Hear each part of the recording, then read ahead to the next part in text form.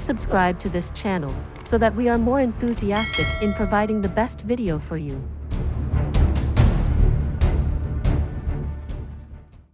Chapter 531.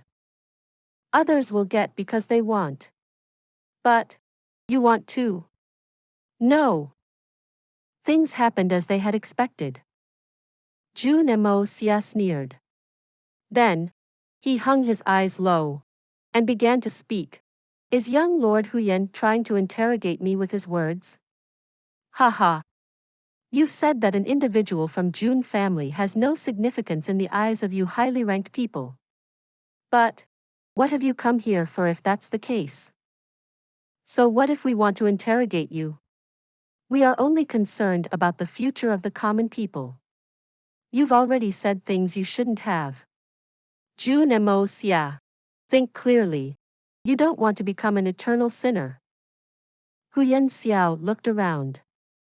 Then he suddenly flashed an evil grin. Experts from each of the 3 holy lands are present here. But you are merely a young master of a common family. How will you be able to stand upright while opposing us? I'll use this opportunity to settle all accounts with you. You had dared to pick a fight with the people of my illusory ocean of blood? You're dead now. Ning Wuqing sighed. His heart was brimming with contempt. One look at the present expression of this young lord is enough to determine that he isn't suitable to hold a position of power. For the sake of the common people's future. You're saying this merely on the basis of your superiority. But your superiority apparently isn't enough. Jun Moxie replied with contempt. Your strength would have stood somewhere in case Huang Taiyang had been here. But he's not. So you don't stand anywhere. Ma Jiangming's eyeballs quickly turned. He didn't want the situation to spiral into a deadlock again. Therefore, Ma Jiangming seized this opportunity to diverge the subject of discussion. That old bastard Huang Taiyang. God knows which distant place he has run off to. I haven't met that guy for so long. In fact, I kind of miss him too. Huyen Xiao stamped his foot and spoke up in sharp tone. Jun Moxie, what are you trying to pretend by looking so confused? You used your shady tricks to kill Huang Taiyang. You think I don't know about it? I don't want to make things difficult for you today. But you can't differentiate from the good from the bad. It's hard to imagine you'd go this far. Who could have thought that you'd be so evil? An enemy to the illusory ocean of blood is an enemy to the 3 holy lands. And an enemy to the 3 holy lands is an enemy to the entire world. You should consider yourself lucky that this young lord is willing to give you some grace because of these pills and its alchemist. Otherwise. What? Ning Wuqing and Ma Jiangming were taken aback by this. The 4 eyes opened wide at the same time, and their bodies straightened up. However, they didn't intend on taking part in the rubbish Huyen Xiao was blabbering. And that's because a particular piece of information had seized their undivided attention. Huang Taiyang is dead. Moreover, he was killed by this youngster's intervention. He used a shady trick. That's the funniest joke ever. What kind of a shady trick can be used to kill an expert who's above the great master level? Would someone stronger than the great master level have been of any value in the first place if shady tricks could have been used to deal with them? We've already determined that the Jun family has an extremely powerful expert in their ranks. In fact, I had reckoned that this individual may even be as strong as me. However, it seems that I've underestimated this individual. What sort of a powerhouse can suppress Huang Taiyang into a position where he can't even run for his life? This wouldn't have been possible even if I had joined hands with Ma Jiangming. Is that person even stronger? A light burst into Ning Wuqing's eyes. This light then seemingly congealed into substance as he looked at Jun Moxie and slowly proceeded to ask, "Is that true? Was Huang Taiyang killed by you?" A massive spiritual pressure had exploded from his body while was speaking. Ning Wuqing's strength was far superior to Huyan Zhao's. Even a man of young Master Jun's self-restraint couldn't prevent his brows from wrinkling. Mei Shuayan had been sitting beside Jun Moxie in a gentle manner. However, this sudden and loud eruption from Ning Wuqing's side shook her into making a move. But she didn't move much. She merely raised her head and shot a frivolous look into Ning Wuqing's eyes. Boom! It seemed as if their eye contact had suddenly marred the silence. A strange and formless force seemingly overflowed to every direction of the room. And everyone's gowns were sent drifting upwards by this force. Ma Jiangming was the only exception. Consequently, the depths of everyone's eyes had been tainted with extreme fear. Ning Wuqing's upper body was suddenly stretched backwards while facing skywards. His tidy white hair floated backwards with a whooshing sound. Then, they started to flutter, and his body slowly straightened up and returned to its original shape. However, there was a dignified and serious look on his face. It seemed as if he was in front of an enemy. It seems as if this enemy can pose a threat to my life with ease. In fact, it is possible that this person is frightening enough to be capable of killing all of us in one fell swoop. Mei Shuayan was motionless. But her eyes were giving out a cold expression. There was no wind blowing there, but her beautiful hair was spread out on her shoulders. Moreover, they were fluttering in slow motion. This had added more beauty to her mysterious appearance. I hadn't expected this girl would turn out to be a once-in-an-era expert. That is why this humble Ning failed to extend the due respect at first. Ning Wuqing suddenly began to emit the aura of a sharp and unsheathed sword. It seemed that this sword was standing upright between the heaven and the earth while its radiance was permeating everywhere. It bothers me that I had failed to show proper manners. But I won't stand to lose the respect of a man who stands at the peak of his generation. You can't bully people in the name of the three holy lands. Mei Shuayan spoke up coldly. The three holy lands have been establishing their merits and greatness since countless years. Their achievements shouldn't be looked down upon. But you mustn't bully anyone by using that name. Ning Wuqing, Ma Jiangming, and Huyan Xiao, you people are intolerable bullies. May I dare to ask who this girl is? A flame of anger had been ignited in Ma Jiangming's eyes. He was ready to fight. She's my wife. I had said this a moment ago. Wasn't it clear? What? Do the three holy lands wish to bully a feeble woman? Jun Moxie slowly opened his mouth. To bully someone's wife in their own house, these. Is this how the men from the three great holy lands behave? Is this what you keep repeating about? Is this your noble purpose towards the common people? Is this what you intend to bring about for the future of the continent? Ning Wuqing forced a smile. This kid sure knows how to talk. He says that his so-called wife is weak. I guess that I wouldn't be able to find any strong men in the world by this analogy. Ning Wuqing waved his hands in a pressure-like motion to indicate everyone to not be hot-tempered. Then, he smiled and spoke. Our real concern was that, perhaps the young Master Jun doesn't know that the power of these pills. Moreover, we were afraid that these pills could be used for evil purposes if they fell into the wrong hands. So, we only wanted to ensure the safety of these pills. However, we needn't worry since the Jun family's experts can guarantee the safety of these pills. We were under the impression that young Master Jun didn't know enough about his pills. And we the people of the three holy lands needed to feel ensured. However, it seems that we need to reconsider our anxiety now.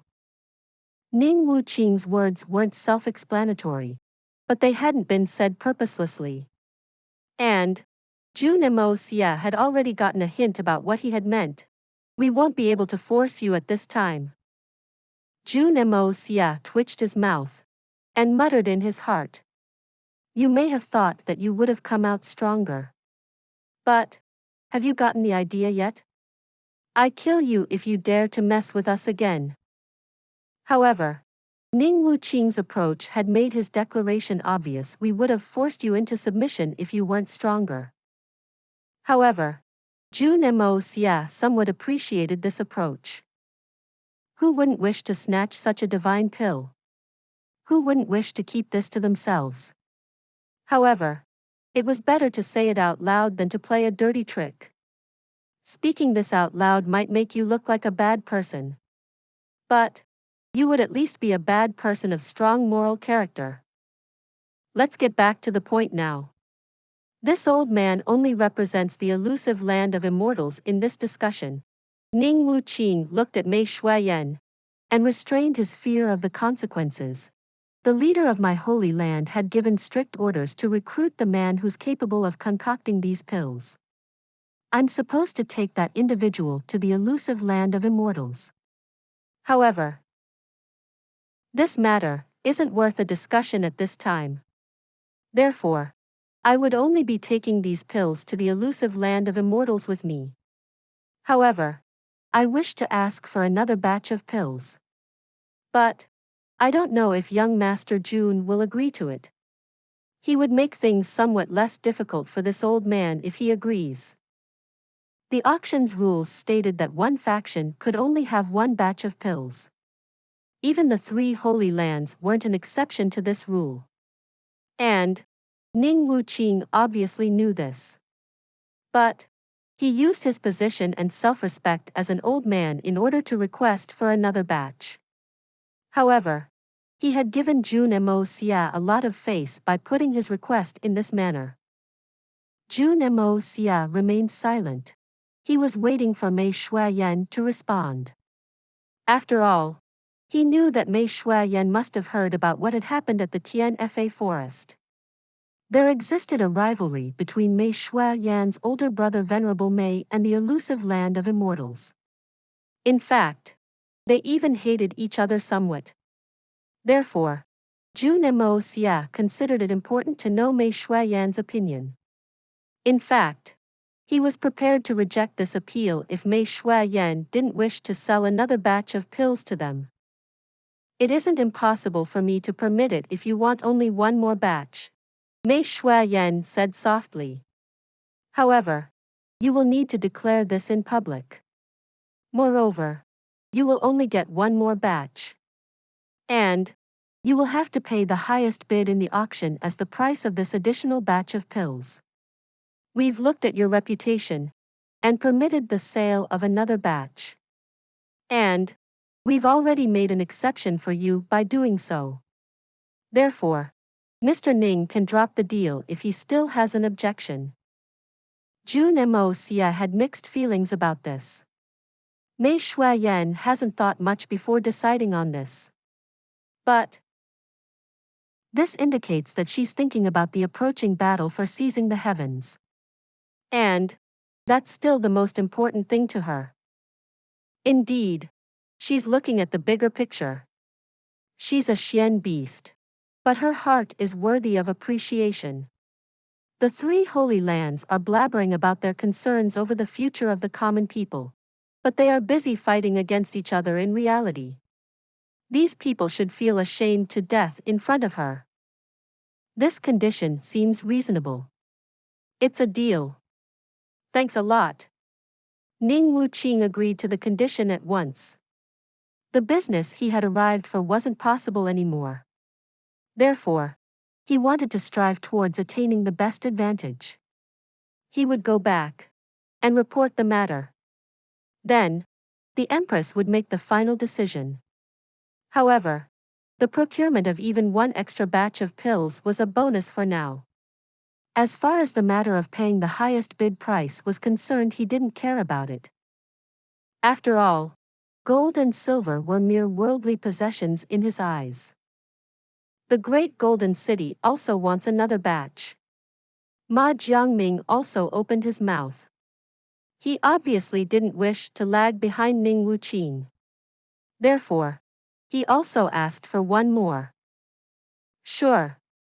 The conditions remain the same as those for the elusive land of immortals. Mei Shuayan gave him a cold look. She had clearly seen Ma Jiangming's murderous intentions in his eyes. But she had still agreed to it. And that's because Mei Shuayan knew that the battle for seizing the heavens was going to start soon. Our illusory ocean of blood also. Huyen Xiao hadn't even finished his sentence when Jun Moxie interrupted him to decline his appeal. Young Master Jun had obviously done this because he was scared that Mei Shuayan would agree to him as well. After all, she'd still be thinking about the bigger picture. The illusory ocean of blood is out from the auction. The illusory ocean of blood was already an enemy. So, would he still give them additional pills? What? Why? Huyen Xiao violently leaped up. He suddenly felt as if his blood was rushing towards his head. Jun Moxie. You dared to humiliate me. Elusive Land of Immortals had put up a request. And it was accepted. The Great Golden City had put up a request. And that too was accepted. However, the illusory ocean of blood was declined when they put up the same request. This had instigated the 5 people from the illusory ocean of blood. After all, it was a slap on their face. A loud and clear slap. The complexion of those 5 people had suddenly distorted. Please subscribe to this channel so that we are more enthusiastic in providing the best video for you. Chapter 532. A man can't be too shameless. Jun Moxie flatly raised his head to look at them. He then said, "Why?" Because there's both good and bad people in the 3 holy lands. The status of elusive land of immortals and the Great Golden City is majestic. But they are still aware of the fact that they have to follow the rules of our secular world since they're here at this moment. No one knows how the future will turn out. But I still believe that these 2 holy lands are honorable. Well, they at least aren't as despicable as your illusory ocean of blood. Besides, I believe that the 2 holy lands have certainly bought these pills to prepare for the battle of seizing the heavens. In fact, I would have given these pills as a gift if I weren't auctioning them here. Jun Moxie had said these words to flatter the elusive land of immortals and the Great Golden City. However, he had also insulted the illusory ocean of blood by doing so. In fact, his words had automatically drawn a line between them. Everyone knew his intentions, but the elusive land of immortals and the Great Golden City had achieved their goals. So, why would they worry over other people's problems? Therefore, Jun Moxie had assessed that they wouldn't team up against him again. Huyen Zhao's nostrils flared in anger. His entire face had turned red. His anger welled up like a mountain, and he yelled, "Do you think the illusory ocean of blood isn't preparing for the battle of seizing the heavens? Do you think that the illusory ocean of blood is working for just me? Jun Moxie, you've dared to humiliate our illusory ocean of blood. Are you trying to create a lifelong enmity? Am I? Why didn't I see this coming? I've only seen the 3 people from the illusory ocean of blood who came to the Jun family on the sly in order to steal the pills.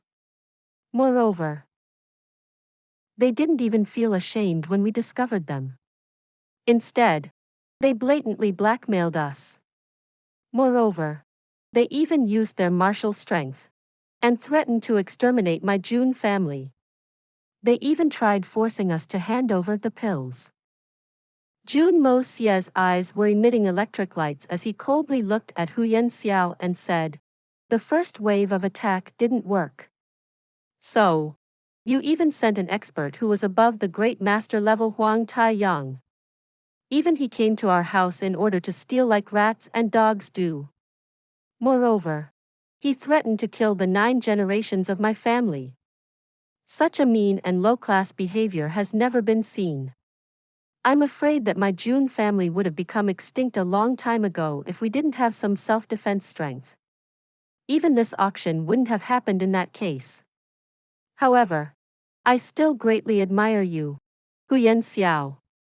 After all, you didn't even come to collect their bodies for a proper funeral once your evil plans were shattered. How can you be shameless enough to still talk about this in front of me? Jun Moxie spat out. Then, he continued in a contemptuous tone, Huyen Xiao, where have you learnt such shamelessness from? Is this a unique magical power of your illusory ocean of blood? You're genuinely unrivaled in the entire world. There must be no match for you when it comes to this shamelessness. Right? Did this really happen? Ning Wuqing frowned. His face sank, and his eyes inclined like 2 swords. They then swept out towards Huyen Xiao. Ma Jiangming's face also showed a look of despise on the other side.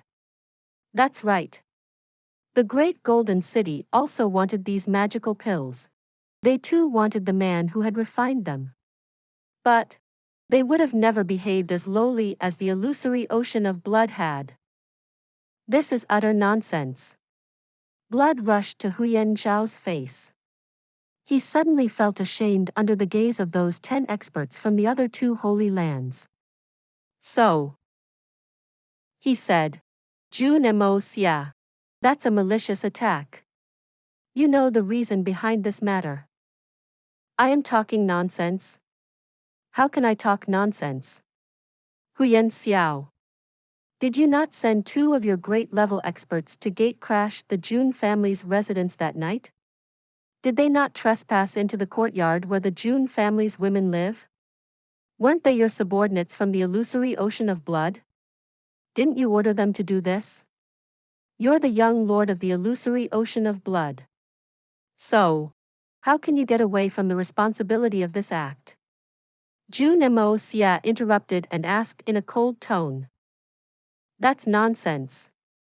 They had acted on Huang Taiyang's instructions. How could I have ordered them? Huyen Xiao blabbered under the gaze of 3 experts Ning Wuqing, Ma Jiangming, and Mei Shuiyan. He hadn't had the time to think clearly. Therefore, he had blurted out the truth this time. On Huang Taiyang's instructions. Maybe Huang Taiyang had given the orders. But, wasn't Huang Taiyang a man from your illusory ocean of blood? You're pushing the blame onto a dead person. You don't have any guts. Do you think you can get away from your responsibility? This is a joke. Jun Moxie smiled in mockery. Ning Wuqing and Ma Jiangming also sighed. Did he just tell Jun Moxie that Huang Taiyang had ordered this course of action? Fancy that. This illusory ocean of blood's young lord can speak without using his brains. Aren't Huang Taiyang's orders derived from your father's instructions? How is it any different from a direct order from Huyen Albua? Besides, you are the young lord. Huang Taiyang may have given the orders. But that man is already dead. And you are the young lord. So, you should take the responsibility for these matters now. But you are not willing to take the responsibility. In fact, you are making stories instead. How can this not make your subordinates sneer at you? Well, I'll also be honest in that case.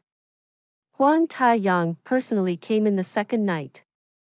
Then, he stood on the tallest tower of Jun family's residence in a fearless manner. His actions and words were wild and willful.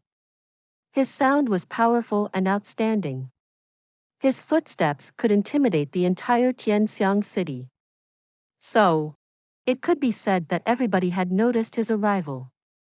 No one in the entire Tianxiang city knew if anyone from my Jun family managed to survive this or not. Some were even thinking that we were destroyed a long time ago. My Jun family had become a joke in the entire capital because of this matter. My Jun family has faced some tough time over the last several years. But nobody has ever trampled their way into our residence in this manner. And this stands true even when we were facing the worst of times. So, I dare to ask the young lord whether he still wants to say that this matter was entirely an arbitrary action on Huang Taiyang's part. It hadn't been approved by you. Will you still pretend that you didn't know these facts till this moment? Wouldn't this make you rather pathetic for a young lord who's supposed to be in command? Jun Moxie had been smiling mischievously. However, he had hardly relaxed with his words. He had been asking these questions very intensely and forcefully. Huyan Xiao had been left stunned. After all, he simply couldn't deny these facts. He couldn't even blame Jun Moxie for not making the entire fact clear even though Jun Moxie hadn't mentioned everything about the incident. After all, the incident had occurred because the Huang family had deliberately distorted the truth. They had planned to use Huang Taiyang's power and the illusory ocean of blood's influence to suppress the three influential families. Huang Taiyang had stepped in because he was related to the Huang family. And that was understandable to some extent. But the fact still remained that this had happened because of the Huang family's mistake. Therefore, it would be senseless to bring up these reasons. In fact, it would have completely meaningless to put forward these reasons. After all, they would have made no sense. And that's because Huang Taiyang's intentions had included two objectives. First was revenge. And the second was those miraculous pills. Moreover, one thing was very obvious at this point: the illusory ocean of blood had intended to hog all the pills alone. They hadn't planned on leaving anything for anyone else. Many of the people present were experienced in worldly matters. So, how could they not understand this? Ningwu Qing and Ma Jiangming looked at Huyan Xiao with cold eyes once they had understood this matter. It's fortunate that the Jun family had some experts to keep a watch and repel the attacks of the illusory ocean of blood's troops. Otherwise, wouldn't the illusory ocean of blood have succeeded? Jun Moxie snorted. Then, he turned to Ningwu Qing and Ma Jiangming and said, "There's no need to say that his request doesn't make sense. Both the seniors must have understood as to what comes next. Our Jun family has already routed the two waves attacks the illusory ocean of blood had sent. We've killed those who came to Jun family to steal the pills. And there was also someone who was above the great master level amongst them, Huang Taiyang. Now, I would like to ask the two seniors. Will the illusory ocean of blood let us get away with this once they find out?" Ningwu Qing and Ma Jiangming forced a smile. Is it even necessary to ask this? You killed a man of their faction. So, it doesn't matter who was right or who was wrong, or what was the reason. This incident has already tied a knot of enmity between the two parties. This is a world where the clenched fist is the absolute argument. So, who will be willing to take things lying down? And this becomes even more obvious when the illusory ocean of blood's arrogance is involved. The two seniors' expressions make it pretty evident that the illusory ocean of blood won't let our Jun family go. The illusory ocean of blood's conduct was wrong in the first place. But they are still a part of the three holy lands. So, they won't accept such a defeat. Therefore, the Jun family is facing the tip of the sword at this time. We will be facing the sword if we go forward, and we'll be facing the sword even if we go backwards. So, why would I wish to give the pills to the illusory ocean of blood? And free of cost at that? Why would I help them in cultivating talented individuals who can come and deal with us? Jun Moxie's expressions were very sincere. His expressions even seemed aggrieved as he continued. The aristocratic hall is a business house. And its rules have never been broken. It's true that this auction hall was only supposed to sell you 20 pills because of its rules and restrictions. But I had no option but to sell additional pills since I was thinking about the battle for seizing the heavens. It would even be considered as my Jun family's contribution towards the common people of the mainland. There's no need to say much about this. After all, would the Jun family have given 20 of these pills to its enemy for a mere 300,000 in gold? But we still did it. However, illusory ocean of blood is still in its self-delusion. They still wish to enjoy the same treatment that the elusive land of immortals and the great golden city do. That's a daydream. Jun Moxie's words had made it obvious that he had made up his mind. And the reason was justifiable as well. You will kill me if I don't give you the pills. And I will be dead if I give you the pills. So, why would I give them to you? Why I would give these valuable pills to my enemy? Wouldn't it be stupidity to make this mistake? However, Ningwu Qing and Ma Jiangming were rejoicing in others' misfortunes at this moment. The efficacy of this pill is so magical. I've tried it myself. Our two factions can have 40 pills each, while the illusory ocean of blood will have only 20 pills. So, the illusory ocean of blood's strength will be far lesser than the other two sides in the future if we follow this calculation. And this means that we can effortlessly win in case there's any dispute in future. Both the men were so much overjoyed at this thought that even considered thanking Jun Moxie for this. However, now wasn't the time to laugh. Huyen Xiao shivered from head to toe. He was staring at Jun Moxie. He spoke up bitterly at this moment. Jun Moxie, you don't do something that you'll regret later. Jun Moxie snorted and replied, I'm certain of what you want to say next. You wait for my illusory ocean of blood's revenge.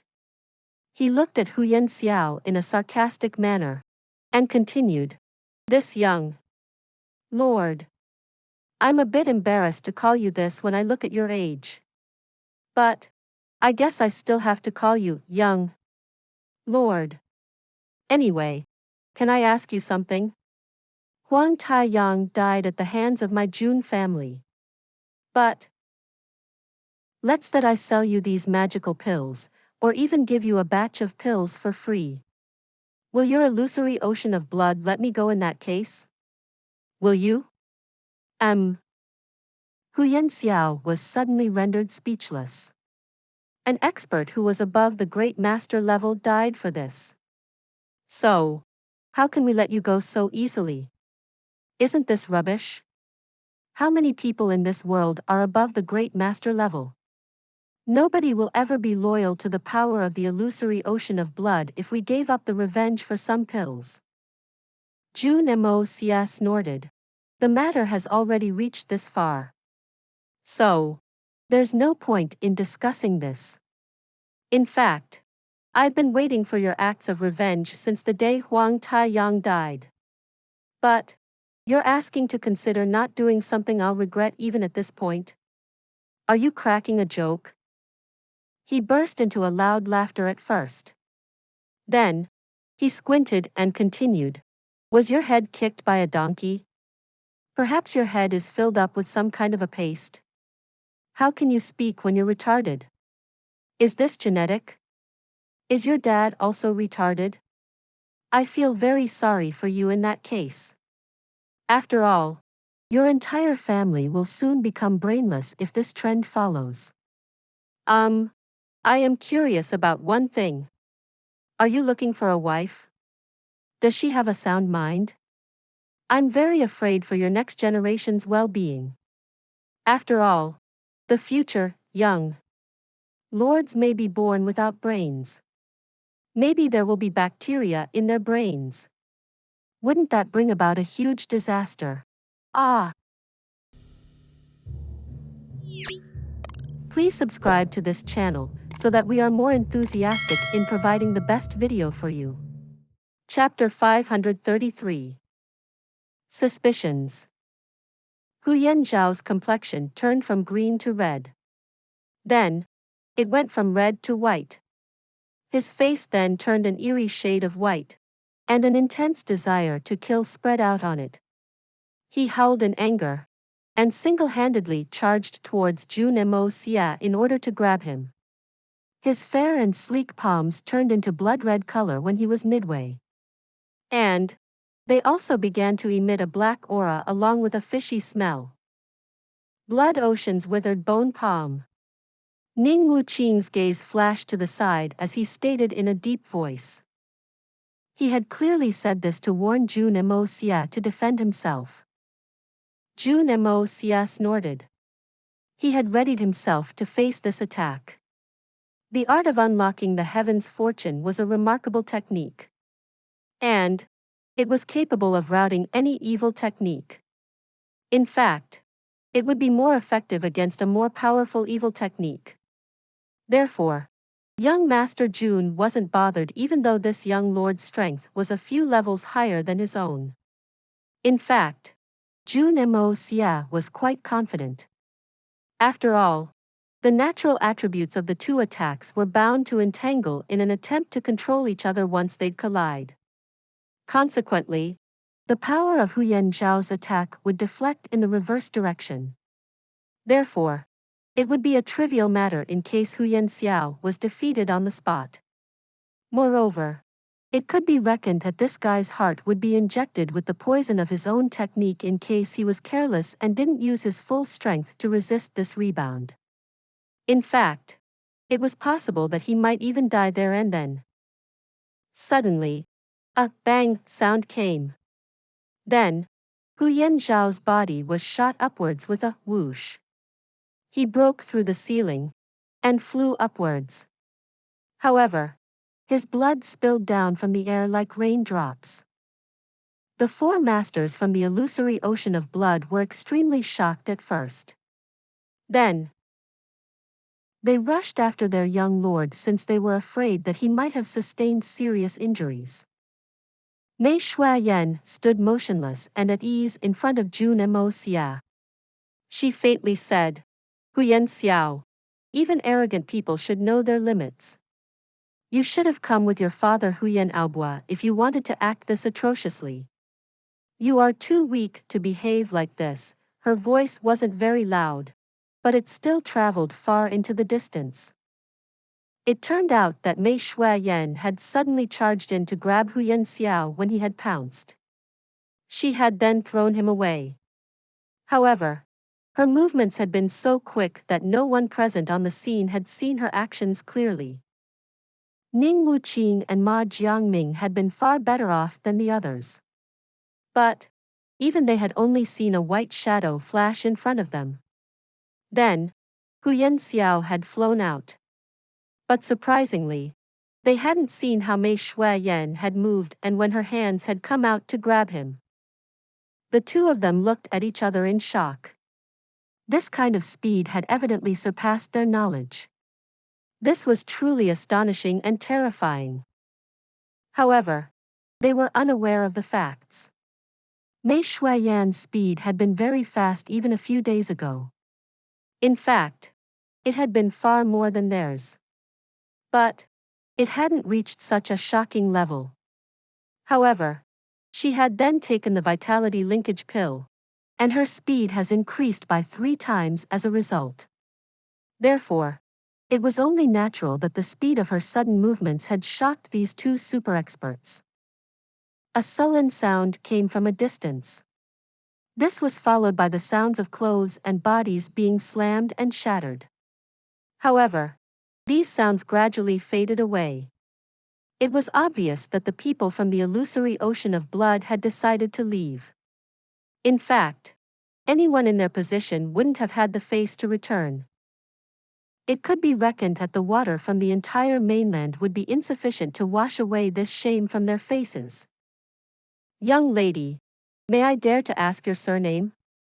Ning Wuqing profoundly looked at Mei Shuayan at first. He then asked her with a serious expression on his face. My surname is Mei. Mei Shuayan faintly answered. Jun Moxie had intended to say something in order to dodge the question, but Mei Shuayan had already answered it by then.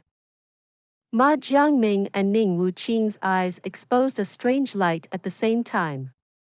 It was evident that the surname, Mei, had left the imaginations of these two men to run wild. Ma Jiangming laughed in his usual grim manner, and said, Mei, this surname. It is rare to across a person with this surname. In fact, there have only been 3 top experts who have carried this surname in the last 1,000 years so. But I haven't heard of you, young lady. Are you a descendant of one of them? One of them was Mei Guing. He had shaken the entire world with his might about 1,300 years ago. He had later joined the elusive land of immortals. He then fought in a battle for seizing the heavens 1,000 years ago. He had sacrificed himself while fighting the leader of those outsiders, but he had managed to take that enemy down with him. Consequently, his name became a legend. And the songs of his bravery have been sung ever since. The other was the previous sacred lord of Tian Fa Forest Mei Changtian. And the third has been shaking the 3 holy lands ever since he has appeared Tian Fa Forest's Venerable Mei. Ning Wuqing's eyes were closely watching Mei Shuayan's face. His sword-like gaze was radiating brilliant rays of light all over the place. He then said, Miss Mei, you have excellent skill. You must be highly knowledgeable as well. Have you heard about these 3 individuals? I've never heard of them. Mei Shuayan's expressions remained stagnated and unchanged. She then faintly looked at Ning Wuqing and said, I don't understand what you mean by this. Is it necessary to investigate someone's personal history? Ning Wuqing unsheathed his sword-like gaze. His gaze then came in contact with Mei Shuayan's calm eyes. However, he suddenly felt as if his heart had become sluggish. In fact, it seemed as if his sword-like gaze had broken and rebounded to stab him in reverse. He couldn't help but retreat a step back as a result. The pupil of his eyes contracted as he said, I was just joking. But I must say the miss is highly tolerant. Please don't blame me. Mei Shuayan sighed and walked out with Jun Moxie. Ning Wuqing blinked his eyes. Suddenly, he stepped up and spoke up in a deep voice. Young Master Jun, the 2 of you make a strong and remarkable couple. You can rampage the entire world. So, this old man will not blabber nonsense.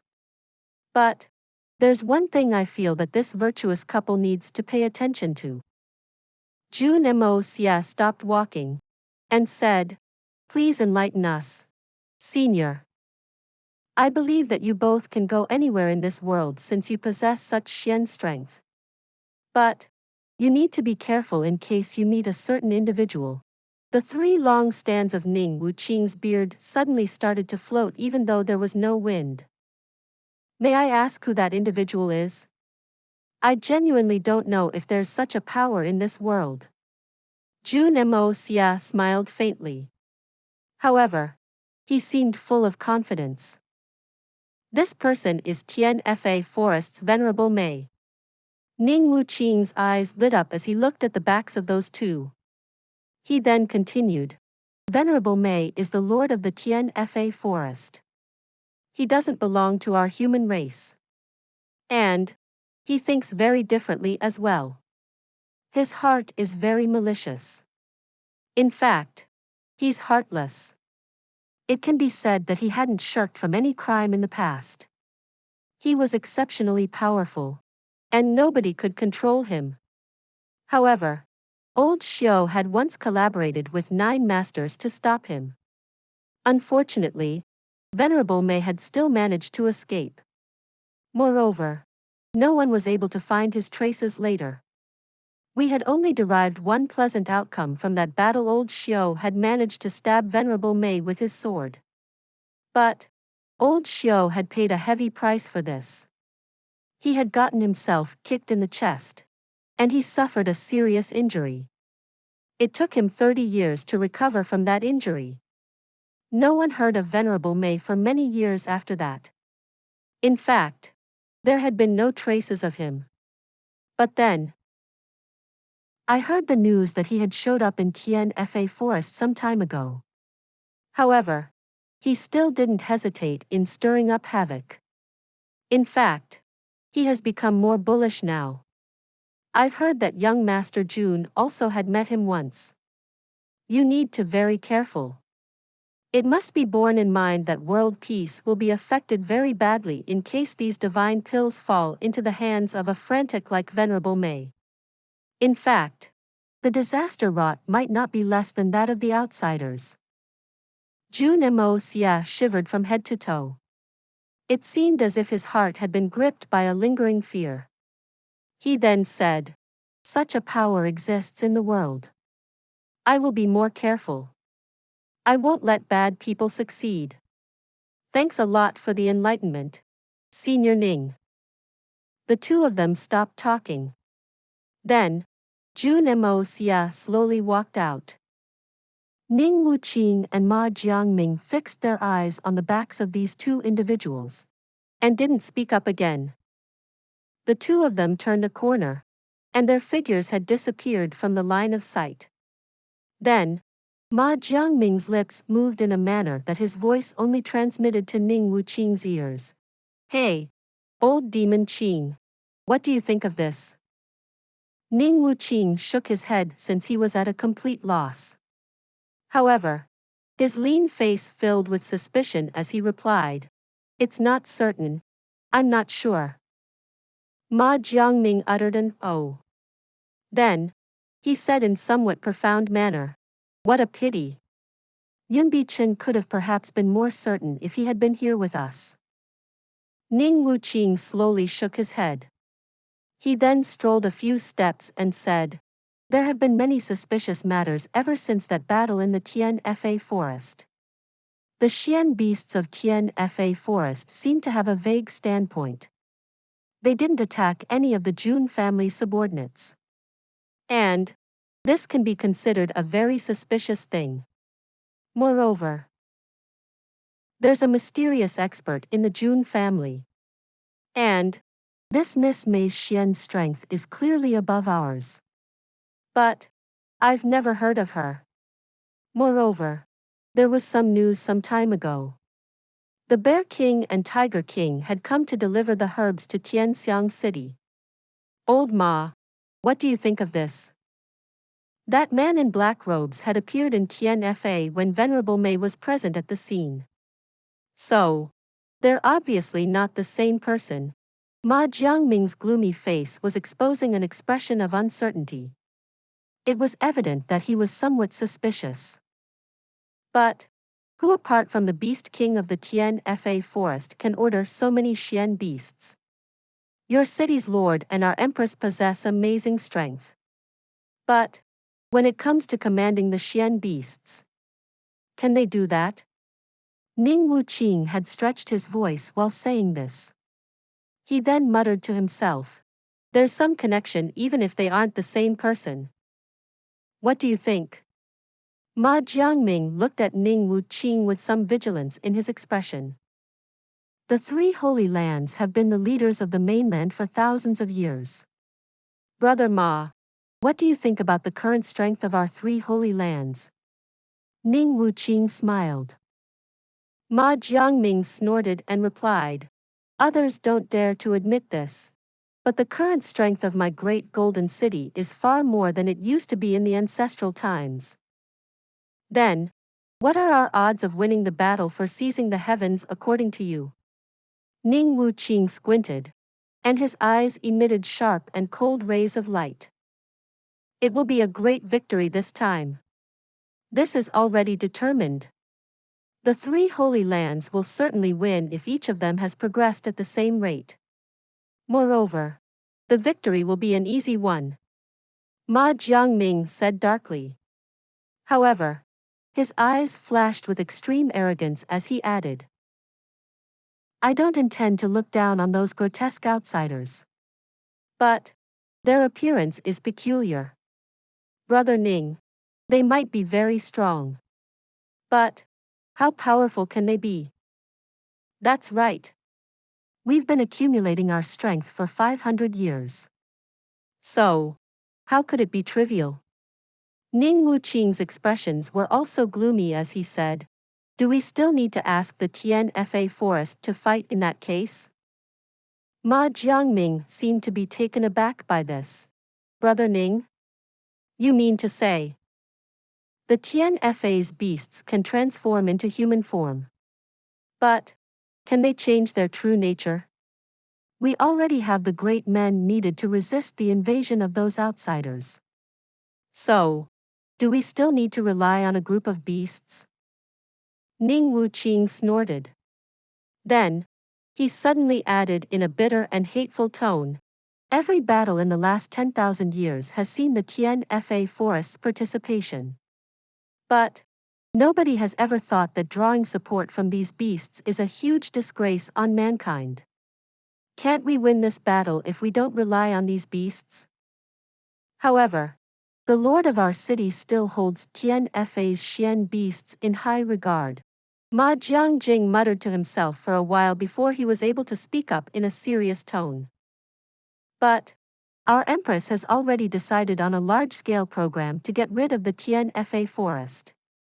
Ning Wuqing gave a shady look as he said with a cold voice, won't the Xian beasts still have to participate in the battle if we can make them our pets?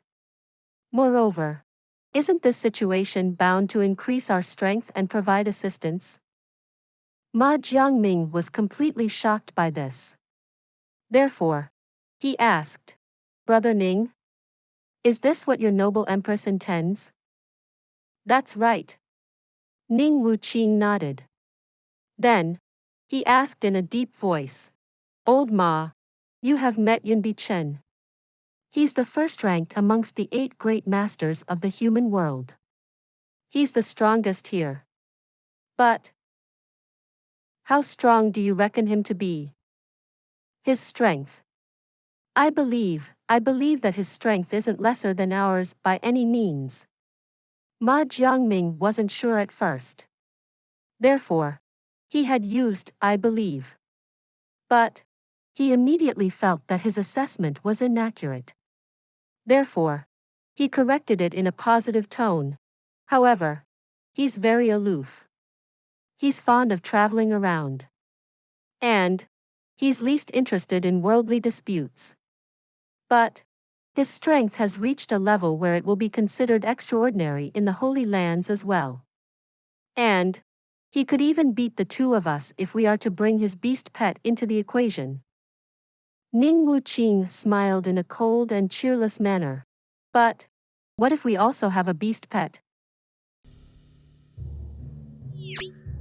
Please subscribe to this channel so that we are more enthusiastic in providing the best video for you. Chapter 534. Conspiracy. Ma Jiangming was startled at first. Then, he suddenly patted his thigh and exclaimed, how come I didn't think of this? This is great. This makes sense, the 2 men had been talking in secret cipher via their spirit sense. But he had ended up shouting out now since his heart had begun to throb at this realization. This obviously attracted everyone's attention towards him. Consequently, the others casted sidelong glances at him. The sound of Ning Wuqing's stern voice reached him. Then, Ning Wuqing continued further. Now, you ought to be capable of imagining the advantages of having a beast pet, right? That Yunbi Chen is a generation younger to us. But his strength advanced by leaps and bounds after he came to possess a Xian beast pet. So much so that he even became stronger than us. This is the biggest advantage of having a beast pet. That's right. It's already tough to find a worthy opponent for us because of the realms we've reached. So, wouldn't leveling up our realms further be akin to scaling the heavens? Having a beast pet of considerable strength would make a huge difference. In fact, it wouldn't matter even if it's somewhat weaker. After all, its strength would still be ample for our mutual progression since we could train with it every day. And the benefits won't be limited to skills and training, it could even help in making a speedy breakthrough. We might even be able to cross the bottleneck quicker. And those outsiders won't be able to pose us any problems when the time comes. Ma Jiangming had spoken this part out of sheer excitement. Therefore, it's better if we let go of our personal grievances from the past at this time. Instead, we must erase this humiliation wrought upon us by the existence of TNFA. And we will also have better odds of success in the battle for seizing the heavens if we do this. Moreover, these Xian beast pets will be able to fight in many more wars than us humans. Ningwu Qing exposed a shady smile on his face as he continued. This is exactly what our empress had planned on doing. And this is why this old man has personally arrived here. The first advantage of doing away with the TNFA forest is that only our 3 holy lands would remain as the most powerful entities in the continent. Therefore, all the glory will be ours. We'll also be able to wash off the shame brought upon us by our ancestors since they had been using the strengths of these Xian beasts to protect our mainland over these last thousands of years. Second advantage, each of us can use the strength of an individual beast, and we would be able to enhance our strengths. Ma Jiangming was stroking his chin. His eyes brimmed with satisfaction as he chuckled. And we can also take the beast's Xian core and they become useless to us. And that too would be amazing for us. And there's still a third advantage to this. Ningwu Qing recited as he recalled the list. The Jun family and TNFA have the greatest of relationships with each other. We can use the beasts to get to that mysterious alchemist behind those pills. Do you get it? This is called pull a hair, and the whole body moves. He let out a long sigh. Then he added, it's a pity that I somewhat like this Jun Moxie's nature. I liked meeting him today. But we have no other choice. This is for the sake of the common people's future. This sacrifice has to be sacrificed. Also, wouldn't it be possible for us to have an endless supply of these mysterious pills in the future? Ma Jiangming had ingested one of these pills a while ago. Therefore, his mind was still full of their fancy. Hey! This is why I say that you have no foresight. You only desire this one type of pills. Ningwu Qing gave him a profound glance and spoke. The aristocratic hall has already auctioned 3 kinds of magical pills in the past as far as I remember. So, would you only desire an endless production of these kinds of pills, old Ma? I sure there must be a 4th kind. Perhaps there's also the 5th kind. And, who knows, maybe this person can also produce pills that can make us live longer. Ma Jiangming's body started to tremble. His deathly pale face flushed, and remained like that for a long time before it got back to normal. Then, his eyes emitted an extremely avaricious and mysterious ray of light. Old Ning, it's needless to say that I'll go and report this to the lord of my city. Moreover, I'll strongly advise him to bring this plan into action. This entire matter would have turned cold by the time you come back. Our empress has already sent communication to the lord of your city. So, they must be negotiating over it right now. Therefore, they would have likely reached a conclusion by the time you got back. Ningwu Qing gave a meaningful glance. Anyway, we must concentrate on the Jun family at this time. Perhaps I should say that we should focus on this woman named Mei. Furthermore, I estimate that this Mei woman could possibly be the strongest link in the Jun family. Therefore, Everything should go as per plan as long as we can beat her. That's right. Ma Jiangming heavily nodded in agreement. Moreover, I can already confirm that this woman is a Xian beast in human form, Ning Wuqing said with a gloomy expression on his face. Brother Ma, this woman doesn't appear to be more than 20 years of age. So, she has to be a Xian beast. After all, how else does she possess such a terrifyingly Xian strength that even you and I can't fight against her? I know that some people are able to enhance their Xian strength through external medication. But there are numerous conditions for using those medications. An Earth Xian can be upgraded to a Sky Xian if given a chance. And a Sky Xian can go as far as a Spirit Xian with the help of external medicines. I must say that going to a Spirit Xian is difficult, but it isn't impossible. But have you ever seen anyone reach the Great Master level like this? Besides, how can someone find so many heavenly treasures? That's obvious. Attaining strength that's higher than the Great Master level requires a great amount of training and self-discipline. And it takes a very long time as well. How can some medicine push an individual to that level so easily? Ma Jiangming's eyes lit up as he continued. Perhaps there exists a heavenly treasure which can increase a person's strength by leaps and bounds. However, even such treasures can't enhance an individual's experiences. I must say that Brother Ning's words sounds reasonable. This is only possible if she's a Xian beast in human form. Therefore, I boldly determined that this woman is a Xian beast in human form. Moreover, it's extremely probable that this person is Venerable Mei himself. Ning Wuqing clenched his teeth as he spoke this out. What? That's impossible. Ma Jiangming opened his eyes wide. Venerable Mei is a man. Everyone knows this for a fact. That may not be true. Ning Wuqing groaned. No one has seen Venerable Mei's true appearance ever since he's made his debut. So, no one knows his true identity. Hence, it's hard to verify whether he's male or female. Even the 10 great masters hadn't been able to force him to reveal his body and face when they had besieged him. However, it's not necessary that he's a man. In fact, I'm even hoping that the two of them are the same individual. Why do you say this? Ma Jiangming asked. He seemed somewhat surprised. That Venerable Mei's strength isn't lesser than that of our Empress. However, the Beast Kings under his command have been extremely sluggish in their advancement over the years. Therefore, none of them have been able to surpass the Great Master level.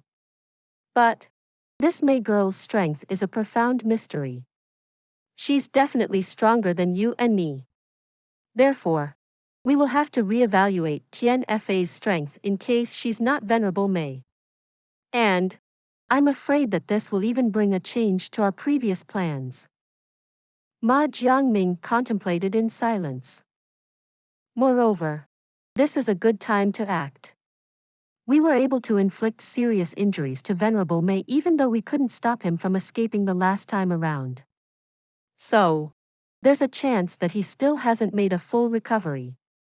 And this means that he may not be as strong as he used to be. Consequently, his strength may be nothing in comparison to our Empress. However, we still need to be very careful. Therefore, we need to be immensely careful if a serious action has to be taken this time. Moreover, this should be kept a secret so that the enemy isn't alerted beforehand. 10 experts couldn't finish this task the last time. So, a minimum of 30 individuals will be dispatched for this task this time. Ning Wuqing took a deep breath. A group of 10 experts will be asked of each of the 3 holy lands. 30 experts shall certainly be able to kill him. In fact, this shouldn't leave any room for luck. That's right. Moreover, The illusory ocean of blood has also started to harbor animosity towards them after this incident.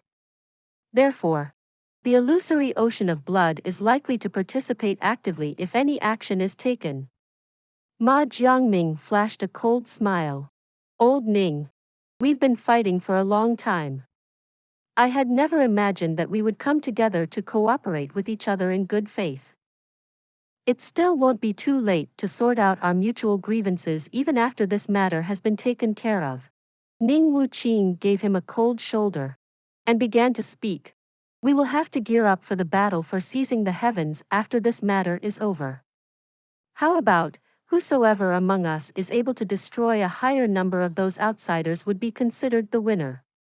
What do you say? This sounds like a wonderful plan. Ma Jiangming burst into a loud laughter. The afternoon round of the auction is about to begin. Besides, we still need to get hold of another batch of these pills. Ning Wuqing leisurely began to walk away with a faint smile on his face. Yes. I'll be going around Tianxiang City to meet someone after this is over. Ma Jiangming nodded and followed him outside. Who? Ning Wuqing asked with some interest. It's one of Lei Wubei's disciples. I would be recommending him to the Great Golden City. He seems like an appropriate candidate for the next generation's battle for seizing the heavens. In fact, this old man will personally train him if he appears suitable for this. Then, I'll recommend him to the Great Golden City. Ma Jiangming sighed in a sorrowful voice. We haven't been able to rout those outsiders in their entirety since our people can't cross the Pillar of Heaven's mountains. These once-in-500 years decisive battles are a serious problem. Our generation might be able to win this time. But who can be sure about the next battle? Do everything you can as a human, and obey the orders of the heaven. What else can you do for the world? Things will work out as long as we do our best. And let's hope that the later generations will also listen to their calls. Anyway, has that Lei Wubei joined the Great Golden City yet? No. But Lei Wubei is great. He's close to the Great Golden City as well. So, his joining shouldn't be far into the future. Ma Jiangming exclaimed with a strange laughter. Oh dang it! I'll be training the greatest heroes for the next generation. Ning Wuqing sneered and began to walk away without speaking another word. Jun Moxie and Mei Shuayan had taken a few turns after they had exited the room. However, Jun Moxie's face had sunk after they had ensured that they were away from everyone's line of sight. Meanwhile, the usually elegant face of Mei Shuayan had turned somewhat pale. It had hard to guess what she was thinking about. Jun Moxie tightly grabbed her wrist and pulled her a few more turns until they reached the place where Tang Yuan was present. Then, Jun Moxie reached out and pressed a point on the wall. Suddenly, a squeaking noise was heard, and the passage to a secret room was opened in front of them. There was an emission of magical jewel-like lights as soon as the room's door closed with a bang. Mei Shuayan seemed at a loss. This scene was nothing short of magical, but she wasn't in the right frame of mind to appreciate it. She only knew that she was supposed to follow Jun Moxie. They descended into a private room and silently closed the door behind them. However, Jun Moxie's face looked unsightly under the illumination of the night pearls. They're suspecting you. It had become difficult to look at Jun Moxie's face. In fact, his face had turned green. What? Mei Shuayan was startled by this. So, she suddenly responded. What would they be suspecting me over? They doubt that you are the mysterious alchemist. They suspect that you are a Xian beast in human form. Moreover, they're convinced that you are the Lord of Tian Fa Venerable Mei. Jun Moxie narrowed his eyes, and two sharp rays of light flashed in them.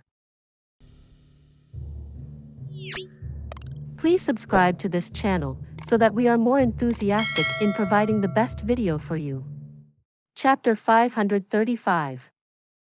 Venerable May, I had recognized you long ago. They have a doubt on me? Are you sure about this? He, they have always been mistrustful. So, what's so weird about it? But, I don't understand what they doubt me over. What do they know about me? Mei Shuayan faintly hung her eyelids. Nothing in this world is absolute. So, people look for tiny hints until there's no mystery left. You shouldn't have rushed into action today. You should have let me handle it. In fact, you shouldn't have acted out even when they had attacked me with that pressure. Jun Moxie sighed. This would have made them target you. In fact, they would have come after you in case that. The Jun family isn't strong enough at the moment. So, how could it have endured these waves from the three holy lands? Mei Shuayan replied in a faint voice. Jun Moxie had already guessed this. However, he couldn't help but feel moved when he listened to Mei Shuayan say this. He lowered his voice as he spoke. That might not have been the case for sure. I could have used my skills to restrain them. And I would have handled it so as to flatten the situation. However, you've inflicted serious dangers upon yourself now. You've made yourself a target by doing this. You are so young. Yet, you possess such an imposing momentum that you could make a level 3 spirit Xian expert run for his life. There would be no way of explaining this if one were to evaluate from human standards. Therefore, the only probable explanation for this is the Tian Fa forest. However, not many individuals in the Tian Fa forest possess this kind of strength. In fact, there's only a few. That is what makes Venerable May the biggest suspect. Mei Shuayan smiled sweetly and said, Do you also have these doubts? I have no doubts about this. Jun Moxie snorted and said, That's because I've been certain about it for a long time now. So, why should I have a doubt about it? You're certain about what? Mei Shuayan opened her beautiful eyes wide. Jun Moxie stood in silence for a very long time. He didn't say a word. Then, he suddenly turned his body like a tornado and looked at Mei Shuayan with his sword-like sharp eyes. Venerable May, for how long had you planned on hiding this from me? How did you know? Mei Shuayan stared at him with her eyes opened wide. What's so difficult to guess in this matter? I've known this since the time you had thrashed my ass outside the city. Jun Moxie groaned with a twisted face. No one has ever been able to thrash my ass like that throughout my life as Jun Moxie. Furthermore, you managed to thrash it twice. My ass had been left to swell. Moreover, I had felt the same way both the times. And both individuals had used that world cage trick on me. Is that the kind of trick anyone can use? I would be a very dumb man if I wasn't able to figure it out. And the most important fact is that you couldn't fully conceal your specific balmy fragrance even though you had used a regular woman's bodily odor to conceal yourself. I must admit that the smell was awfully faint. But it was still enough. Jun Moxie spoke unhurriedly. Perhaps I forgot to tell you one thing, I'm extremely sensitive to smell. Especially if it's an enemy's, or that of a woman. Okay. So, you've been playing with me this entire time? Mei Shuayan opened her eyes and growled at him. Did you have fun teasing me like that? Did you have a great time?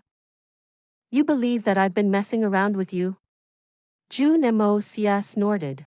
I didn't know that you would be so foolish. Jun Moxie slowly started to walk forward and gradually came extremely close to Mei Shuayan. In fact, they had come so close that they could hear each other breathe. Then, Jun Moxie fixed his eyes on her and spoke up in heavy voice. You need to trust me. Those two fiery eyes of Jun Moxie were constantly gazing at her. His warm breath was heating up her face. Mei Shuayan suddenly began to panic without any reason. In fact, she had been left flustered. Moreover, this had been happening every time he'd start acting like this. I've cultivated my strength to be at the peak of this world. But why do I feel scared whenever I'm confronted with his insignificant Sky Xian strength? Why do I feel such fear? Why does it feel like I'm scared in bones? Why can't I cope up with it? She couldn't bear it anymore, and took 2 steps back. Her face had already started to blush. However, she suddenly put up an arrogant and indifferent expression, and spoke.